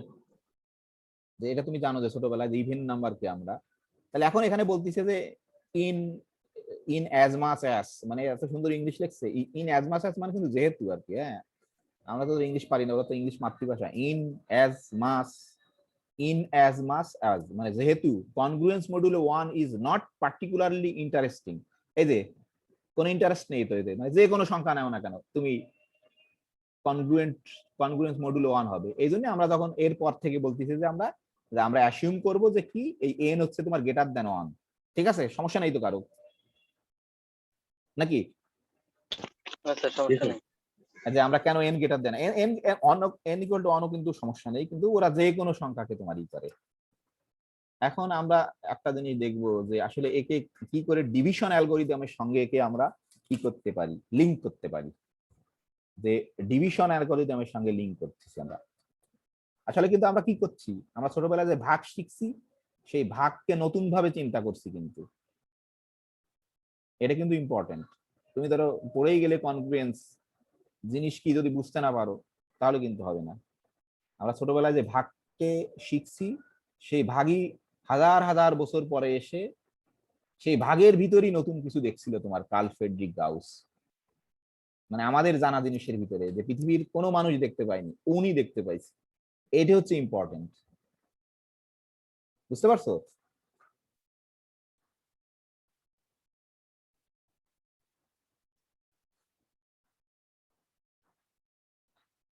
তাহলে এখন ধরো আমরা ডিভিশন অ্যালগরিদমের সাথে একটা লিঙ্কেজ দেখাবো আমরা, এটা খুব ইম্পর্টেন্ট। যে ধরো আমরা যে কোনো একটা ইন্টিজার নিলাম, এ ইন ধরো জেড, যে এটা কিন্তু যে কোনো ইন্টিজার এ। তাহলে ধরো আমরা যদি এন আর একটা ফিক্সড ইন্টিজার, এন ইন্টিজার কিন্তু অবশ্যই ফিক্সড। ঠিক আছে, ধরো আমরা এই এ কে এন দ্বারা ভাগ করব, আমরা কিন্তু বলছি শুধু ভাগ করবো, আর ভাগ করলে যে মিলে যাবে কি মিলে যাবে না তা তো আমরা জানি না, জানি নাকি? বুঝতে পারোনি? ডিভিশনাল অ্যালগরিদম কি বলে বলো দেখি? বাই ডিভিশন অ্যালগরিদম কি লিখতে পারি আমরা বলো দেখি? সবাই জানো, কে বলবে দেখি? কে বলবে দেখি? একজনকে জিজ্ঞেস করি দাঁড়া। ডিভিশন অ্যালগরিদম দেখি কি, ফজিলাতুন নেসা বলো দেখি। শুনতে পাচ্ছ তুমি? না পারলে কোনো সমস্যা নাই, না পারা ও ইম্পর্টেন্ট। কোনো কিছু একটা বলো যদি তুমি বুঝতে পারো। শুনছো? ফজিলাতুন নিসা নামে একজন আছে দেখছি। হ্যাঁ হ্যাঁ, ও শুনতে পাচ্ছে না বোধহয়। জান্নাতুল কি আছে, জান্নাতুল মাওয়া মিতু আছো, মিতু বলতে পারবা?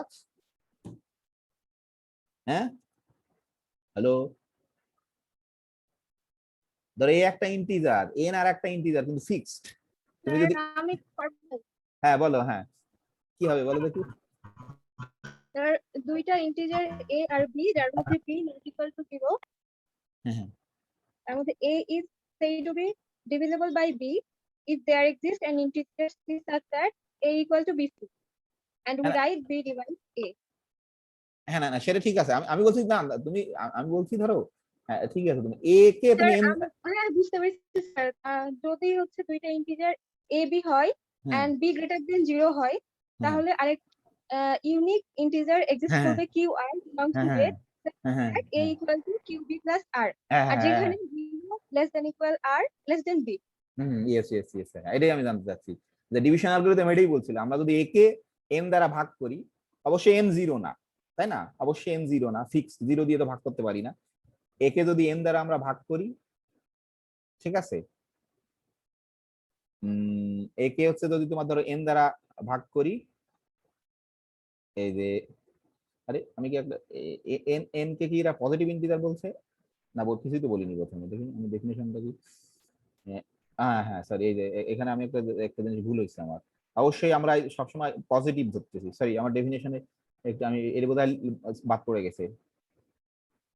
এন খালি তোমার ফিক্স না, পজিটিভ ইন্টিজার, সরি আমরা মানে সব পজিটিভেই, মানে নেগেটিভ দিয়ে তো ভাগ করতে পারি কিন্তু ওরা বেশি ঝামেলা করে, এই জন্য আমরা পজিটিভ খালি ধরবো সবসময়। হ্যাঁ সরি সরি সরি, এন এই যে এখানে কিন্তু একটাই লিখতে হবে তোমার,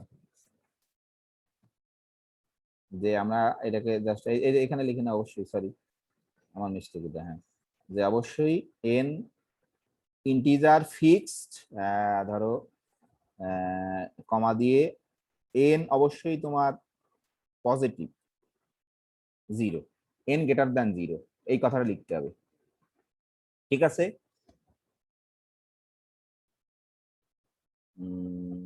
এখানে ধরো এখানেও কিন্তু তাই, এই জায়গাটা তাই, যে আমরা শুধু পজিটিভ হচ্ছে, এই যে ধরো এখানে অবশ্যই কিন্তু এটা বাদ করে গেছে, সরি এন অবশ্যই তোমার পজিটিভ। আমরা নেগেটিভ দিয়ে ভাগ করতে পারি, সমস্যা নেই। যে আমরা সবসময় ডিভিজন যখন বের করছিলাম সবসময় বলতেছিলাম যে শুধু পজিটিভ ডিভিজন নিচ্ছিলাম, নেগেটিভ খালি মাইনাস চিহ্ন দিলেই যে এন তোমার ইন্টিজার ফিক্সড এবং 0 থেকে বড়, এর কিন্তু কোনো কন্ডিশন নেই। ঠিক আছে, সরি আমি এটা মিস করছি। স্যার 1 হুম। হলে তো দুইটা ডিফারেন্স তো একই হয়ে যাচ্ছে, কনগ্রুয়েন্ট ইনকনগ্রুয়েন্ট সব সময় তো কনগ্রুয়েন্সি হয়ে যাবে তো। হ্যাঁ 1 হলে হবে না, আমরা ডেফিনেশনে 1 কে বাদ দেবো না, আমরা তখন হ্যাঁ ডেফিনেশনে অন দিয়ে ডেফিনেশন দিতে পারি, সমস্যা নেই কোনো। ঠিক আছে, হ্যাঁ তুমি এখানে অনেক থেকে বড় ধরতে পারতে, সমস্যা নেই, কিন্তু আমরা ডেফিনেশন অনেক থেকে বড় ধরবো না। আমরা তখন আমরা বলছি যে হ্যাঁ ওটাও করা যায়, ওরা অত বেশি ইন্টারেস্টেড না, মানে যে কোনো সংখ্যা তোমার একজন আর একজনের সাথে কনগ্রুয়েন্স হয়ে যায়। হ্যাঁ, ওটা আমরা বলছি এই জন্যই আমরা তখন থিওরামে ওটা অত বেশি ইম্পর্টেন্ট না, যে কিন্তু ডেফিনেশনে অবশ্যই এন এর মান 1 হতে পারে 0 থেকে বড়। তাহলে স্যার বলো। না, ইনকনগ্রুয়েন্স যেটা বললো সেটা হলো যদি আমরা n ইকুয়াল টু কখনো যদি 0 n গ্রেটার দেন 0 বললাম স্যার, যদি এই কন্ডিশনে যদি n ইকুয়াল টু 1 বলে ধরে যদি কখনো স্যার এটা প্রুফ করার চেষ্টা করি বা ইনকনগ্রুয়েন্স ডেফিনেশনটা, তাহলে সব কনগ্রুয়েন্সটা হয়ে গেল স্যার। সেই হিসেবে গ্রেটার দেন তো মনে বেটার হয় স্যার। না এন গ্রেটার দেন 1 দেওয়া যেতে পারে, কিন্তু এন গ্রেটার দেন কিন্তু এন ইকুয়াল টু 1 হলেও তো এই ডেফিনেশন আমরা দিতে পারি, এটা হচ্ছে ব্যাপার, পারি কিনা তাই বলো। কনগ্রুয়েন্স হয়ে গেল। পজিটিভ লেখা আছে, অবশ্যই 0 দিতে হবে, n greater than 1 তো দেয়াই যাবে না তাহলে। না না না কারণ এন 1 গ্রেটার টা না তো না না, positive।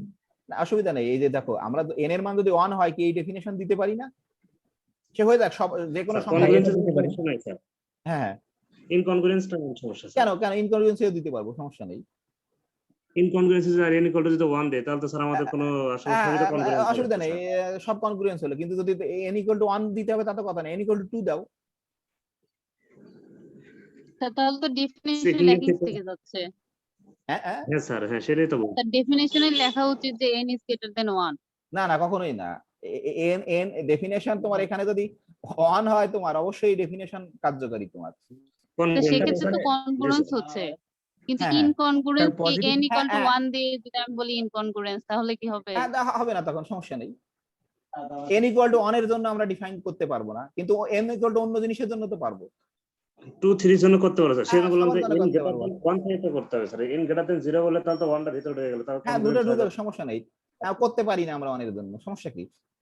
তাহলে সেই ক্ষেত্রে স্যার ওটা বাদ দিতে হবে না, তাহলে n গ্রেটার দেন 1 না করতে না, হবে, বাদ কিন্তু n দিয়ে গ্রেটার দেন 0 বাদ দেওয়ার কোনো দরকার নেই, ওর জন্য পার্টিকুলারলি করতে পারি না। এখানে 1 দিলে কোনো সমস্যা নেই, কিন্তু 1 গ্রেটার দেন 1 দিলে কোনো সমস্যা নেই, কিন্তু গ্রেটার দেন 0 দিলেও কোনো সমস্যা নেই। তাহলে n ইকুয়াল টু 1 এর জন্য এই ডেফিনেশন কাজ করবে না, যে এরকম কোনো সংখ্যা দুটো সংখ্যা খুঁজে পাবো না যার জন্য এটা সত্য হবে। ঠিক আছে, এরকম কোনো সংখ্যা খুঁজে পাবো না n ইকুয়াল টু 1 এর জন্য তোমার। স্যার অবশ্যই হ্যাঁ বলো। স্যার বলতেছি যে কনগ্রুয়েন্স ইনকনগ্রুয়েন্স দুইটার জন্যই তো n হচ্ছে ফিক্সড পজিটিভ ইন্টিজার, হুম মানে কনগ্রুয়েন্স ইনকনগ্রুয়েন্স দুইটার জন্য ফিক্সড পজিটিভ ইন্টিজার। হুম। তাহলে পজিটিভ ইন্টিজার যদি হয় তাহলে তো অবশ্যই আমাদের ওখানে 0 চেয়ে অবশ্যই বড় দিতে হবে। না না সেটা সমস্যা নেই, পজিটিভ ইন্টিজার তো 0 চেয়ে বড়, কিন্তু আমরা অনেক সময় অনেক সমানও দিতে পারবো।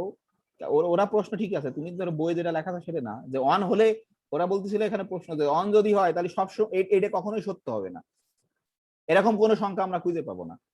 জি স্যার, এটাই হলো মেইন হ্যাঁ কথা। congruence হবে, তাহলে incongruence হবে না। কোনো সমস্যা নেই যে 1 এর জন্য সত্য হবে না, কিন্তু অন্য কিছুর জন্য তো সত্য হবে। এই জন্য এখানে গ্রেটার দেন 1 দিলেও কোনো সমস্যা নেই, গ্রেটার দেন 0 দিলেও কোনো সমস্যা নেই। ঠিক আছে, জি sir.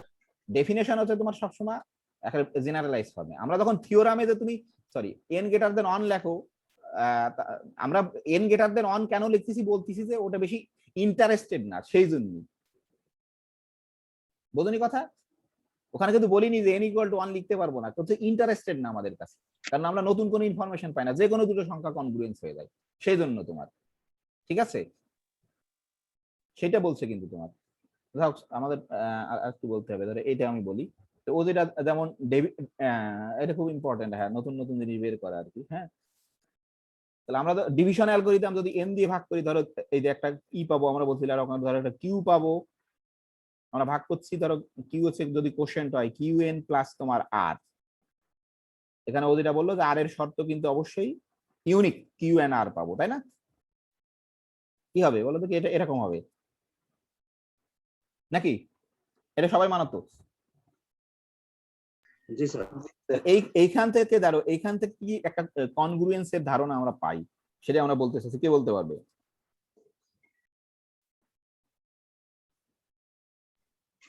Sir A minus R equal to Q N করলে তো হয় স্যার। হ্যাঁ, এই যে A minus R equal to ধরো কিউ এন, ঠিক আছে? আর এর শর্ত একই শর্ত ধরো, তাহলে এটা কি ইমপ্লাই করবে ধরো? তাহলে এই লাইন থেকে কি লিখতে পারবো বলো দেখি আমরা? স্যার এ কনগ্রুয়েন্ট আর মড এন। মডুলো এন, এ কনগ্রুয়েন্ট আর, অবশ্যই কিন্তু আমরা এই দেখো মডুলো এন লিখতে পারবো। আসলে কি, আমরা ধরো একটা সংখ্যাকে যদি ধরো এন দ্বারা ভাগ করি, তাহলে তার যে ভাগশেষ থাকবে সেটাকে যদি আসলে বাদ দিই, সেটাই তো ছোটবেলায় আমরা শিখতাম যে ভাগশেষটাকে বাদ দিলেই কিন্তু ওই সংখ্যাটা সেই সংখ্যাটা দ্বারা বিভাজ্য হবে, তাই না? সেটাই তো, যে আসলে কি মানে যতটুকু মেজার করতে পারি না সেটাই কিন্তু তোমার ভাগশেষ থেকে যায়। এই যে দেখো, আমরা যদি তোমরা যদি ধরো খুব কি বলি, যদি ধরো 3 দিই, ধরো 3/11 দিই, আমরা তো জানি কত, 3 × 9, তাই না? এটা ধরো 11, সরি 2/11 দিতে, তাই না? ঠিক আছে, তাহলে আসলে কি এই যে এইটুক মেজার করতে পারছি না আমরা। এই যে দেখো, আসলে ওই যে বলছে না যে রিমাইন্ডারের সাহায্যে, প্রথমে আমি একটা শব্দ উচ্চারণ করছিলাম কিন্তু, যে তোমার ভাগের ধারণা আমরা রিমাইন্ডারের সাহায্যে আইছি, অ্যারিথমেটিক রিমাইন্ডার। এই যে দেখো, এই এই যে তোমার এই যে 11 থেকে যদি এই রিমাইন্ডারকে বাদ দিই, তাহলেই কিন্তু তোমার কনগ্রুয়েন্স হয়ে যায়, নাকি? বুঝতে পারোনি? হ্যালো, জি স্যার। এই কথাটাই বলছে, এইটা বুঝতে হবে কিন্তু, এটা হচ্ছে মেইন পয়েন্ট। এই যে প্রথম শব্দটাই সে এটা লিখছে যে অ্যানাদার অ্যাপ্রোচ। এই যে দেখো, another approach, another approach to divisibility question is through the arithmetic of remainders, সেটাইকে বলে or the theory of congruence as it is now commonly known। ওই সময় মানে এই ওই জিনিসকে সে অবজার্ভ করতে পারছিল। এটা কিন্তু তোমার চিন্তার বিষয় যে পৃথিবীর কেউ পারিনি হাজার হাজার বছর ধরে এত সহজ একটা জিনিস, কিন্তু এ পারছে, এবং সে নতুন নিউ ডিসিপ্লিন তৈরি করছে। এটা তোমার বুঝতে হবে। হ্যাঁ, তাহলে এটাই কিন্তু আমরা করছি। আমাদের সময় প্রায় শেষ, আর আমি 2-4 মিনিট বলতে, সমস্যা নেই। তাহলে এই যে দেখো, যে আমরা যদি এই যে আমরা ডিভিশন অ্যালগরিদমের সাহায্যে পেলাম যে এই তোমার আসলে আমরা যদি এই যে তোমার যে রিমাইন্ডার যেটা থাকে সেটাকে যদি আমরা বাদ দিয়ে দিই এই যে, তাহলেই কিন্তু তোমার সে এই জাস্ট এই থেকে, ঠিক আছে? আশা করি এটা বুঝতে পারছো সবাই, নাকি? হ্যালো, জি স্যার। জি স্যার। খুব সহজ জিনিস, আমরা জাস্ট অল্প একটু বলেই শেষ করব, এই যে সময় শেষ আমাদের। তাহলে এখানে আমরা এই যে এখানে ধরো এই যে এই যে দেখো, এখান থেকে যে আমরা এরকম বললাম, এই কথাটা এখানে লিখছে তারা, যে এই যে তাহলে এখন এই যে ধরো কি হবে, যে আমরা এই যে এখানে তোমরা একটা শব্দের নাম জানো, আমি সেটাই ডিফাইন করে আছি। রেসিডিউ ক্লাসের নাম শুনছো অবশ্যই, গ্রুপ থিওরি, রিং থিওরিতে, না নাকি? জি স্যার। আসলে এখান থেকে আসছে কিন্তু, এই মডুলো ধারণা থেকে রেসিডিউ ক্লাস আসছে কিন্তু, রেসিডিউ আমরা বলবো, হ্যাঁ। অথবা এটা কিন্তু কমপ্লেক্স অ্যানালাইসিস আছে, রেসিডিউ থিওরাম, সব এখান থেকে আসছে।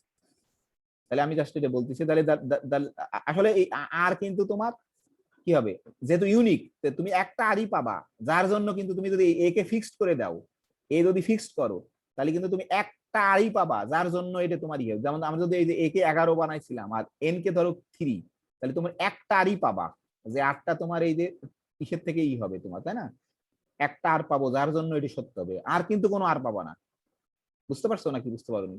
এই যে দেখো, আমরা কি দিয়ে ভাগ করছিলাম, এই যে ধর 3 কে 11 কে 3 দ্বারা ভাগ করছিলাম তোমার। তাহলে এই যে ভাগশেষ সবসময় কি 0 থেকে বড় বা 0 সমান, আর 3 এর থেকে তোমার ছোট, তাই না? তাহলে হয়তো কি হতে পারে, এই তোমার আর এর মান, এই যে ধরো এই আর এর মান কি হতে পারে, এটা হয় 0 হবে, নয় তোমার কত হবে বলো দেখি, নয় 1 হবে, না হলে কত পর্যন্ত হবে, 2 হবে। তাহলে বলছে একটা, তুমি একে যদি ফিক্সড করে দাও, এন তো ফিক্সড, একে যদি ফিক্সড করে দাও তুমি ইউনিক আর পাবা, যার জন্য এটি সত্য হবে। কিন্তু ধরো তোমার এ যদি 11 আর যদি ধরো এন 3 হয়, শুধু কেবলমাত্র 2 এর জন্য এটা সত্য হবে। আর কোনো কিছু, আর এর মান আর কোনো কিছু চুজ করলে কি সত্য হবে কখনো? বলো দেখি, কখনোই কিন্তু সত্য হবে না। না হ্যাঁ, সেটা বলছে যে আমরা ডিভিশন অ্যালগরিদম বলছিলাম যে there exist unique Q, unique R, আসলে ইউনিক আর, কিন্তু সেই আর এর আমরা একটা রেঞ্জ দিতে পারি। সেই আর এ ধরো আমরা এন এর মান যদি 3 হয়, তাহলে আর এর মান তোমার কত হবে? 0 থেকে 3 পর্যন্ত, মানে কি আর হতে পারে তোমার 0, 1 আর 2। কারণ আমরা তো তোমার কি করতে পারি না, যে আমরা বলছিলাম না, আমরা যদি একটা সংখ্যাকে 3 দিয়ে ভাগ করি, তার ভাগশেষ কি কি থাকতে পারে? So 0, 1, 2. 2 থাকতে, এর বেশি কিছু থাকতে পারবে না। কিন্তু এর সাহায্যে কিন্তু তোমার রেসিডিউ ক্লাসের ডেফিনেশন দেয়। আমি সেটা দিয়ে শেষ করছি আজকে, এখান থেকে মডুলোর এই ধারণা থেকে, যে আমি জাস্ট এখানে বলছি, এই যে দেখো, এই যে তাহলে এখানে বলতিছে যে এই যে তোমার এটা exactly one of the values, এই যে 0 এখানে যদি এন দিয়ে ভাগ করছে, তো তাহলে আর এর মান তোমার কি হতে পারে? 0, 1, 2, 3 আপ টু n-1। তা বলতিছে আর এর কেবল একটা ভ্যালুর জন্য এটা সত্য হবে তোমার। এখন এখানে দেখো, খেয়াল করে, যদি আর যদি 0 হয়, তাহলে কিন্তু সেই ভাগের ধারণা আমরা পেয়ে যাই, যে আর যদি 0 হয় কথার কথা, তাহলে কি হবে? এটা কখন সত্য হবে বলো দেখি? এন যদি একে ডিভাইডস করে, তাই না? এই যে দেখো ইন পার্টিকুলার, এই যে আসলে এটা ভাগের যে জেনারেলাইজেশন, এটা কেন? এই যে কনগ্রুয়েন্স, এ কনগ্রুয়েন্ট 0 মডুলো n কখন হবে? ইফ এন্ড অনলি যদি n ডিভাইডস তোমার a। ঠিক আছে, এই জন্যই এটা ভাগের জেনারেলাইজেশন, যে আমরা এখান থেকে যে কোনো ভাগকে তৈরি করতে পারবো। এই যে কারণ ভাগের ধারণা এটাই আমরা বলি, যে নিঃশ্বাসে বিভাজ্যের যে ধারণা। আর এই যে যদি নিঃশ্বাসে বিভাজ্য না হয়, সে ধারণা আমরা এই যে কনগ্রুয়েন্টের সাহায্যে পেয়ে গেছি। এই যে দেখো, এটা হচ্ছে নিঃশ্বাসে যদি বিভাজ্য হয় সেই ব্যাপার, আর এই অংশটা কিন্তু ডিভিশন অ্যালগরিদমের সাথে যদি নিঃশ্বাসে বিভাজ্য না হয়, সেই জিনিসটাকে আমরা এই যে তোমার মডুলো দ্বারা, কনগ্রুয়েন্স দ্বারা ব্যাখ্যা করতে পারি। তাহলে বলতে জাস্ট এটা বলছে, আর এটারই তখন নাম বলে, এই যে তোমার এটাকেই তোমরা বলো, আমি এটা দেখাবো খালি, the set of n integers 0, 1, 2, 3 up to n-1। অর্থাৎ তুমি এই n দিয়ে ভাগ করতেছো, তো তাহলে তোমার ভাগশেষ কত পর্যন্ত হতে পারবে? 0, 1, 2, 3 আপ টু কত পর্যন্ত? n-1 পর্যন্ত। ঠিক আছে না? তাহলে এইগুলোকে আমরা বলি হচ্ছে যে অবশ্যই নন নেগেটিভ, কারণ যেহেতু 0 থেকে বড়, খালি পজিটিভ না কিন্তু, যে 0 হতে পারে, is called a set of least non-negative residues modulo n। নাকি বুঝতে পারোনি? অবশ্যই বুঝতে পারছো, না বোঝার কিছু নেই, আমি দেখাচ্ছি। ধরো 10 মিনিটের বেশি, আর 2 মিনিট নেবো, তাহলে এখানে দেখো, তোমরা যেটা এই যে নাম্বার কি বলে, যে গ্রুপ থিওরি বলো, আর যে কোনো থিওরি, রিং থিওরিতে যে পড়ছো তোমরা, যে আমরা এরকম রেসিডিউ ক্লাস বলি। ধরো এরকম এরকম নোটেশন দিচ্ছে, আমি সেটা দিয়ে দেখাই তোমাদের। ধরো Z2 দিয়ে লিখতে বোধহয় সম্ভবত, তাই না? যেহেতু ইন্টিজার, এই যে Z2, এটা মানে কি ছিল জানো তো? এটা কি? রেসিডিউ ক্লাস, যে তোমরা এটা বলতে, যে 0 বার বলতে আর 1 বার বলতে, তাই না? নাকি? স্যার তার মানে আসলে 0 বার মানে একটা ক্লাস, কিন্তু এটা একটা সংখ্যা না। 1 বার কিন্তু একটা ক্লাস, মানে একটা সেট। মানে কি বলতেছি আমরা, যে এই 0 বার মানে কি? 0 বারের ডেফিনেশন আছে, যে 2 দিয়ে যে সমস্ত সংখ্যাকে ভাগ করলে ভাগশেষ তোমার 0 থাকে, তাদের কালেকশন এটা। আর 1 বার হচ্ছে 2 দিয়ে যে সমস্ত অবশ্যই পূর্ণ সংখ্যাকে বা ইন্টিজারকে তোমার ভাগ করলে 1 অবশিষ্ট থাকে, তাদের কালেকশন। ঠিক আছে, তাহলে আমরা এরকম করে লিখতে পারি, যে ধরো ওখান থেকে আমরা পাইছি, কিন্তু ধরো এরকম করে লেখে স্বাভাবিক। এই যে ধরো, এই যে ধরো, এই যে 0 বার আর এটা হচ্ছে ধরো 1 বার, এই দুটো ক্লাসই তৈরি হবে, কিন্তু আর কোনো রেসিডিউ ক্লাস তৈরি হবে না। হবে আর কোনো রেসিডিউ ক্লাস তৈরি হবে? কারণ 2 দিয়ে যদি কোনো জিনিসকে ভাগ করি, 2 তো অবশিষ্ট থাকতে পারবে না, পারবে? না স্যার, তাহলে এই যে দেখো, তাহলে এইভাবে আমরা লিখি, যে এই ঘরে লিখবো, এই যে 0 বার এই ক্লাসে লিখবো, বা এই সেটে লিখবো, যে যাদেরকে 2 দিয়ে ভাগ করলে তোমার 0 অবশিষ্ট থাকে। কারা কারা বলো দেখি? 0 কে সব সব এন মানে ইভেন নাম্বার, সব ইভেন যে কোনো, তাহলে এই যে ধরো -2, ধরো -4, তাই না? এরকম করে চলতে থাকবে। ঠিক আছে, আর ধরো এখানে এখানে কি হবে? ধরো এই যে +2, তাই না? এই যে কোনো +2, জিরো কিন্তু ইভেন নাম্বার না, জিরো কিন্তু এই ঘরে পড়বে। জিরো কি ইভেন না অড? Neutral sir. হ্যাঁ নিউট্রাল, জিরো কিন্তু এই ঘরে পড়বে। ঠিক আছে, এটা মাথায় রাখতে হবে। এই যে তাহলে এই যে তাহলে এটা তোমার বুঝতে হবে কিন্তু এই জিরো বার মানে আহামরি কিছু না, কিন্তু খুব সহজ জিনিস। জিরো বার মানে জিরো বার ক্লাস হচ্ছে যে সেই সমস্ত তোমার ইন্টিজার্স নাম্বারের সেট যাদেরকে 2 দিয়ে ভাগ করলে তোমারই হবে। আর 1 বার ক্লাসে কারা পড়বে? Any odd number sir. হ্যাঁ, যে যাদেরকে তোমার এনি অড নাম্বার, যাদেরকে তোমার 1 দিয়ে যদি 2 দিয়ে ভাগ করলে যদি 1 অবশিষ্ট থাকে 1 হবে, তাহলে এখানে তোমার হবে যে -1 আসলে -3 এরকম করে চলতে থাকবে ধরো। আর এখানে হবে ধরো তোমার কত হবে 3 4 সরি 4 তো না 5, তাই না? বুঝতে পারছো? জি স্যার। তাহলে আসলে কি কিছুই না, এর সাথে যেহেতু এই জিরো বারের সাথে 1 যোগ করলেই হয়ে যায় খালি, বা এর সাথে তুমি 2 যোগ করলে, এখান থেকে যদি চাও আসলে একটা নির্ণয় করে এর সাথে 2 যোগ করে করে তোমার এই যে এদিকে 2 যোগ করা, উপরে নিচের দিকে 2 যোগ করা, উপরের দিকে 2 বিয়োগ করে করে এগুলো সব পাইছি। কিন্তু এর সাথে 2 বিয়োগ করলে এটা পাবা, এর সাথে 2, অথবা এর সাথে জাস্ট শুধু তুমি 1 যোগ করলে এটা পাবা এখান থেকে। তাহলে এখন দেখো মজার বিষয় হচ্ছে এটাই শেষ আজকে। আমি যদি এটাই বলতাম, বলো দেখি, এটা কিন্তু ইম্পর্টেন্ট, যদি এটাই বলতাম বলো দেখি, এটা যদি বলতাম কি হতো বলো দেখি? 0 বার 1 বার 2 বার স্যার। হ্যাঁ, তাহলে 0 বার 1 বার মানে কি? 0 বার মানে যে সমস্ত সংখ্যাকে কি এইবার কিন্তু ইভেন নাম্বার। শোনো, না না এটাই তো ইভেন আচ্ছা, নাম্বার 3 না। যে multiple এই 0 বার আর এই 0 বার কিন্তু একই না, আমি এটাই বোঝাতে চাচ্ছি খালি, এটাই হচ্ছে ইম্পর্টেন্ট। এই 0 বার আর এই 0 বার ক্লাস কিন্তু একই না, এই 1 বার এই 1 বার ক্লাস কিন্তু একই না। মানে এই ক্লাসটা ডিপেন্ড করবে এই যে এই ইসের উপরে, এই যে তুমি কি দিয়ে ভাগ করছো তোমার এই যে মডুলো কি, মডুলো এন, সেই মডুলো এন এর উপর ডিপেন্ড করবে। ঠিক আছে না? জি স্যার। নাকি বুঝতে পারছো? এইখানে 0 বার মানে কি, সেই সমস্ত পূর্ণ সংখ্যা যাদেরকে তুমি 3 দিয়ে ভাগ করলে 0 অবশিষ্ট থাকবে। 3 এবং 3 মাল্টিপ্লিসিটি 3 এর গুণ হ্যাঁ, বিভাগ। 3 এবং 3 মাল্টি। আর এখানে 1 বার মানে হচ্ছে সেই সমস্ত তোমার পূর্ণ সংখ্যার সেট যাদেরকে 3 দিয়ে ভাগ করলে 1 অবশিষ্ট থাকবে। আর এখানে 2 বার হচ্ছে আসলে কি ওই মডুলো ক্লাস, কিন্তু জাস্ট মডুলো ক্লাস, যে মডুলো এন এর মান হচ্ছে তোমার 3, নাকি না বুঝতে পারোনি? জেনারেল কেস 3k আর 3k plus 3k plus 2 sir. হ্যাঁ, এখানে ধরো আমরা এরকম এই যে ধরো আমি এটাকে দেখাই, তাহলে তুমি এখানে কিন্তু 3টে ক্লাস তৈরি হবে এরকম তোমার, যে ধরো এরকম একটা 0 বার, এই 0 বার কিন্তু আলাদা, এটা কিন্তু ইম্পর্টেন্ট। এই 1 বার ক্লাস তৈরি হবে, আর এখানে হচ্ছে ধরো এই যে 2 বার ক্লাস তৈরি হবে। তাহলে এই প্রথমটা করা খুব সহজ, 0 সবসময় থাকবে, এই 0 বারে সবসময় 0 থাকে। তাহলে এর উপরের দিকে তোমার ধরো থাকবে তোমার 3 3 করে থাকবে তোমার -3, ধরো -6 এরকম চলতেই থাকবে। আর নিচে এরকম, মানে এটা সব 3 এর গুণিতক তোমার, তাই না? নাকি? জি স্যার। আর এইগুলো তৈরি করতে পারবা, তার শুধু 1 যোগ করে দাও তাহলে হবে, 1 এখানে থাকবে অবশ্যই, 1 যোগ করে দাও তাহলে -2 হবে, তোমার -5 হবে, এটা চোখ বুঝে বের করা যায়, তুমি ভাগ করে দেখো এটাই হবে। আর এখানে 1 যোগ করে দাও 4 হবে, 7 হবে, এরকম করে চলতেই থাকবে। আর এখানে এই 2 এখানে অবশ্যই আসতে বাধ্য আর কি। তাহলে এখানে আবার এর সাথে 1 যোগ করে দাও, তাহলে কত হবে -1 হবে। ঠিক আছে, এখানে হবে তোমার যে -4, এরকম করে চলতে থাকবে। আর এখানে 1 যোগ করে দাও 5 হবে, এখানে হয়তো তোমার ধরো কত হবে 8 হবে, তাই না? যদি আমার ভুল নয়, ভুল হতে পারে কিন্তু। ঠিক আছে, ঠিক আছে স্যার।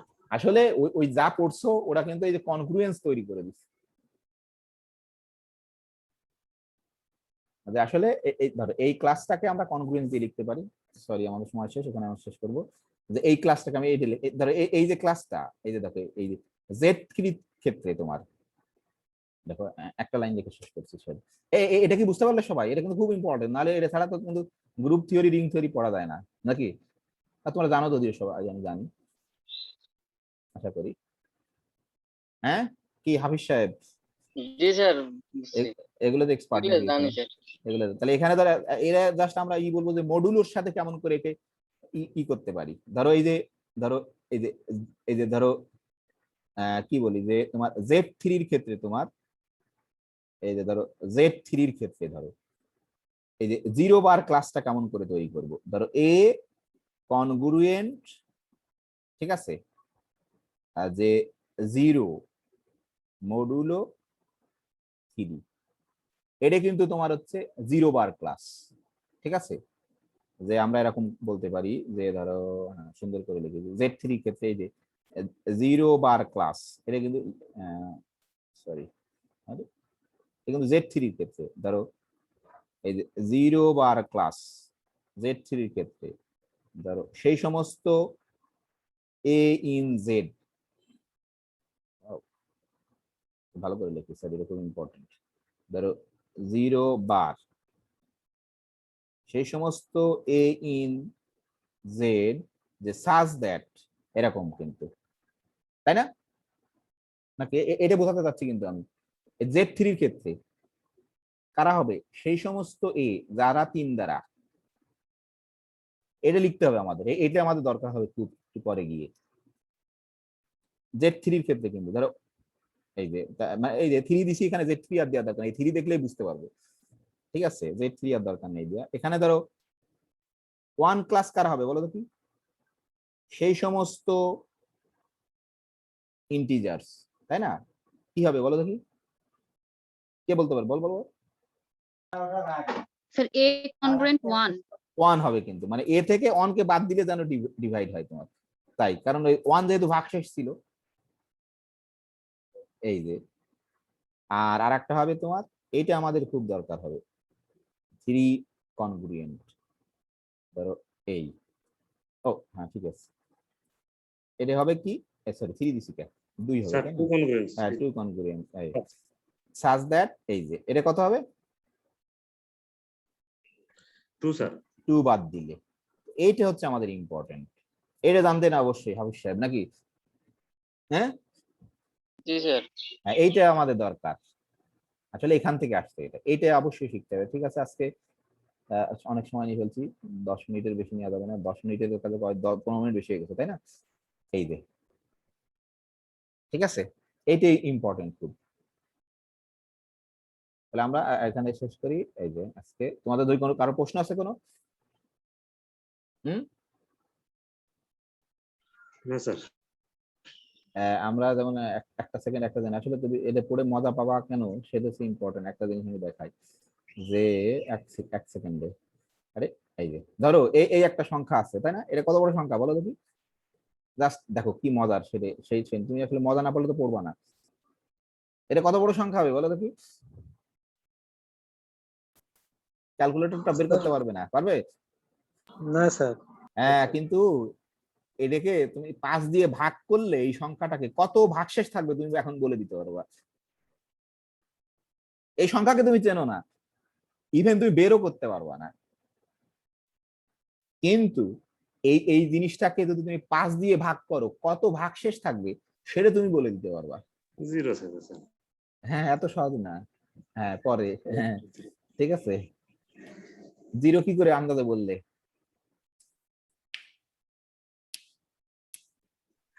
বুঝতে পারছো?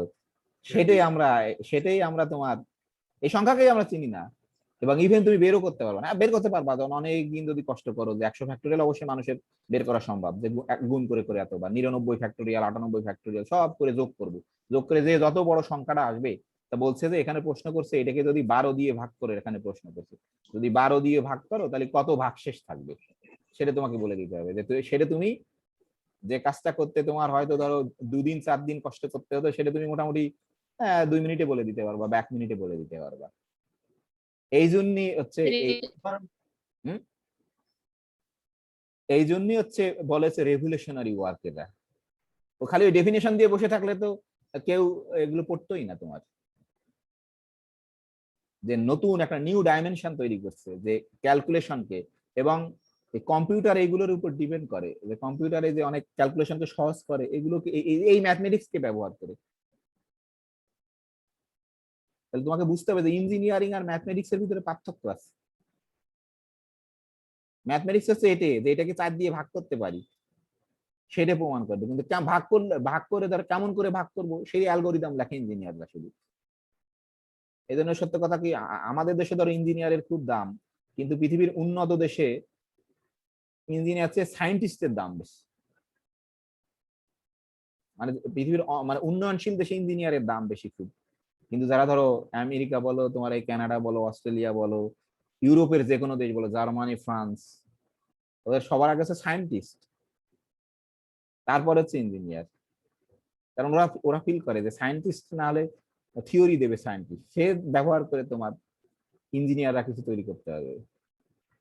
এরকম খুবই মজার এই চ্যাপ্টারটা খুবই মজার জিনিস আছে, এবং আমি আমার বিশ্বাস তোমরা হয়তো মজা পেতে পারো, যে ভীষণ ভীষণ বিরাট জিনিস বলে দিতে পারবো আমরা খুব সহজে, যে বিরাট জিনিস আছে তোমার। যাক, তোমরা যদি মজা পাও, মজা না পালে কিন্তু করতে পারবো না, এটা হচ্ছে ইম্পর্টেন্ট। আমি ধরো বেশিক্ষণ ক্লাস নিয়ে ফেলি, মজা পাই আমি তাই, হয়তো তোমরা বিরক্ত হও। দেখো তোমরা আবার শেষ করে কমপ্লেন করে দাও কিনা ডিপার্টমেন্টে, সেটা আমি ভয় আছি মাঝে মাঝে। হ্যাঁ না স্যার, হ্যাঁ, যে বলে যে স্যার 1 ঘন্টা ক্লাস নেবে, তার 1 ঘন্টা 20 মিনিট নাই। এই যে দেখো, এই যে 41 টু দা পাওয়ার 65, এদের ক্যালকুলেটরও বের করতে পারবে না ধরো। ওই যে তাহলে কিন্তু একে 7 দিয়ে ভাগ করলে কত ভাগ শেষ থাকবে তুমি বলে দিতে পারবা। যে ধরো এই যে বিরাট একটা সংখ্যা, যে 53 to the power 103, 103 to the পাওয়ার 53, একে ধরো 39 দিয়ে ভাগ করলে কত হবে, বা ভাগ করা যাবে কিনা, বা ডিভিজিবল কিনা ধরো এদের, মানে ভাগ না করেই তুমি যুক্তি ব্যবহার করে করে দিতে পারবা। এটা কত বড় সংখ্যা বলো তো কি? হ্যাঁ, স্যার অনেক বড় স্যার। অনেক বড় সংখ্যা, কিন্তু এটাকে 39 দিয়ে ভাগ করা যায়, তুমি কি বলতে পারবা? আমরা যে যুক্তি জানি কি করতে হবে, তোমার এটারে বাইর করতে হবে, তারপরে হাতে বা ক্যালকুলেটরে দিয়ে তোমার ভাগ করতে হবে কথার কথা, কিন্তু ক্যালকুলেটর এই সংখ্যা বাইরই করতে পারবে না, ধরো এই সংখ্যা বেরই করতে পারে না। তাহলে কি করে সে চেক করবে যে এটা 39 দ্বারা ভাগ করা যায় কিনা? কিন্তু এই যে কার্ল ফ্রেডরিক গাউস যে নতুন ধারণা দিছিল, সেই ধারণা দিয়ে আমরা যুক্তি দিয়ে ব্যবহার করে আমরা বলে দিতে পারবো। আসলে ম্যাথমেটিক্সের উদ্দেশ্য হচ্ছে তোমার যুক্তিকে চর্চা করা।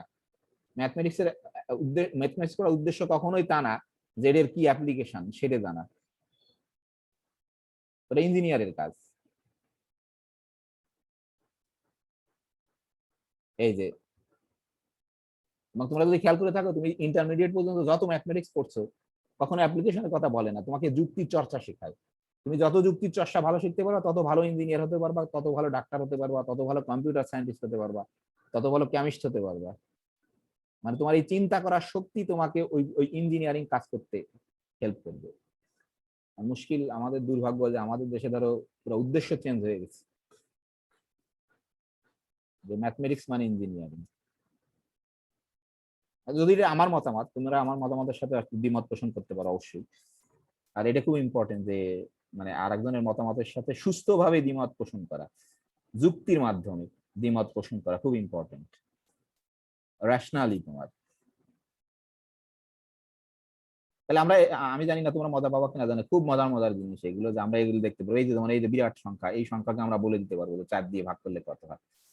তো ঠিক আছে, আমরা আগামী দিন এগুলো দেখবো। আর যেহেতু এদিন ধরো হোমওয়ার্ক দেখি আমি বানাতে যদি পারি, তাহলে কোনো একটা হোমওয়ার্ক তোমাদের দিতে পারবো। আর তো ঠিক আছে, যদি কারো প্রশ্ন না থাকে এখানে শেষ করছি। স্যার। হ্যাঁ বলো স্যার, এই 1 factor plus 2 factor plus 3 factor 4 factor যে এরা সিরিজটা দেখলাম ওখানে স্যার, হ্যাঁ তা এটা একটা স্যার একটা কমন উপায়ে তো স্যার একটা করা যায় স্যার, যেটা আসলে আমি 5টা ফ্যাক্টর যোগ করে দেখলাম স্যার।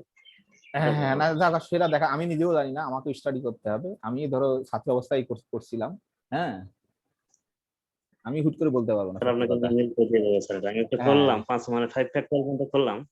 হ্যাঁ না, তো 5 ফ্যাক্টরিয়াল স্যার পর্যন্ত আপনি করতে যদি খুব ইজিলি করতে পারো, ইমেল করো। হ্যাঁ এখন হ্যাঁ সেই, তাহলে আমি আমরা তো আসলে প্রসেসটা চিন্তা সেটাই। হ্যাঁ, এটাও ইম্পর্টেন্ট চিন্তা করো। তো ঠিক আছে, যদি কারো প্রশ্ন থাকে শেষ করি আমরা নাকি? প্রশ্ন আছে কোনো? না স্যার। ও ঠিক আছে, টায়ার্ড হয়ে গেছে নাকি, মানে বিরক্ত হয়ে গেছে সাথে আর কি। ঠিক আছে, ভালো থাকো সবাই আর কি। ও সরি একটা কথা তো বলা হয়নি, এই যে রোববার আমার ধরো আমি আমার গ্রামের স্কুলে ক্লাস নেই আর কি, আমার রোববার করে আসলে ভ্যাকেন্সির সময় বন্ধ ছিল, যে ছোট বাচ্চাদের রোববার আসলে আমার 10টার সময় ক্লাস থাকে ওই স্কুলে, এখন শুরু হবে এই জুন মাস থেকে। হ্যাঁ, তো ওটা কি এখন কখন নেওয়া যেতে পারে? সোমবার 10:30টায় কি অবস্থা, বা 11টায়?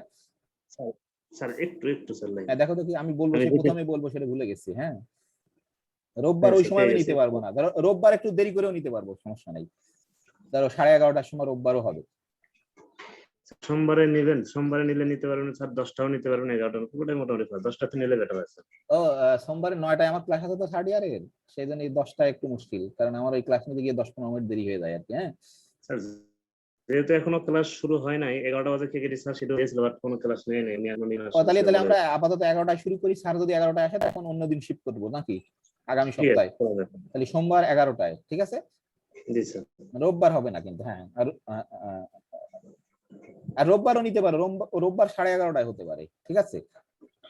স্যার রবিবারে 11টা বাজে আলতাফ স্যার ক্লাস, ও মানে হ্যাঁ, ক্লাস sorry, শুরু sorry, ঠিক আছে। তাহলে সোমবার আপাতত 11টায় থাকুক, স্যার যদি নেয় তখন আমরা আবার চেঞ্জ করবো অন্য একদিন, ঠিক আছে? আর পরপর 2 দিন ক্লাস করে সমস্যা হয়ে যাবে। তাহলে অন্য দিন বলো, তাহলে মঙ্গলবার আর কবে দেওয়া তাহলে বলো? জি স্যার, বৃহস্পতিবার শনিবার। হ্যাঁ শনিবার করো তোমার ক্লাস, নাকি শনিবার তো ওর বন্ধের দিন? আমার সমস্যা নেই স্যার, বৃহস্পতিবার ক্লাস করি। ও না, শনিবারেও আমার যদি আমাদের গ্রামের স্কুলে ক্লাস আছে, হ্যাঁ সকালে। স্যার বৃহস্পতিবার আসেন স্যার, বৃহস্পতিবার 11টা থেকে নিতে পারবেন, কারণ ওই দিন শামিমা ম্যাম ক্লাস নেওয়ার কথা, উনি তো এখন তো ইচ্ছা না, তো ওখানে আপাতত 2টা ক্লাস নিতে পারবেন স্যার। কবে, কিবার? বৃহস্পতিবার? বৃহস্পতিবার, জি স্যার। মঙ্গলবার আর বৃহস্পতিবার, হ্যাঁ বৃহস্পতিবারে তো কয়টায়? হ্যাঁ বৃহস্পতিবার আমার 9:30টার সময় ক্লাস আছে তো, 11টা, হ্যাঁ 11টায় হবে, ঠিক আছে। 11টায় নিয়ে স্যার, সমস্যা নেই। ঠিক আছে 11টায় বা 11:30 নিয়ে যাবে না? নিয়ে নেন স্যার, সমস্যা নেই, পুরোটাই ফাঁকা। আচ্ছা 11:30 তাহলে, হ্যাঁ তাহলে 11:30 হলে ভালো হবে আমার আর কি, হ্যাঁ কারণ আমার তো 9:30টায় ক্লাস আছে 10:30টা পর্যন্ত। তাহলে বৃহস্পতিবার 11:30টায়, তাহলে এই বৃহস্পতিবার ক্লাস হবে কিন্তু, ঠিক আছে? কারণ আগামী সপ্তাহে যদি একটা ক্লাস হবে, ঠিক আছে, অসুবিধা নেই। আচ্ছা এই বৃহস্পতিবার ক্লাস হবে আর কি 11:30টায়, ঠিক আছে? ওকে, হ্যাঁ ঠিক আছে, ভালো থাকো তাহলে। আসসালামু আলাইকুম। ওয়ালাইকুম আসসালাম।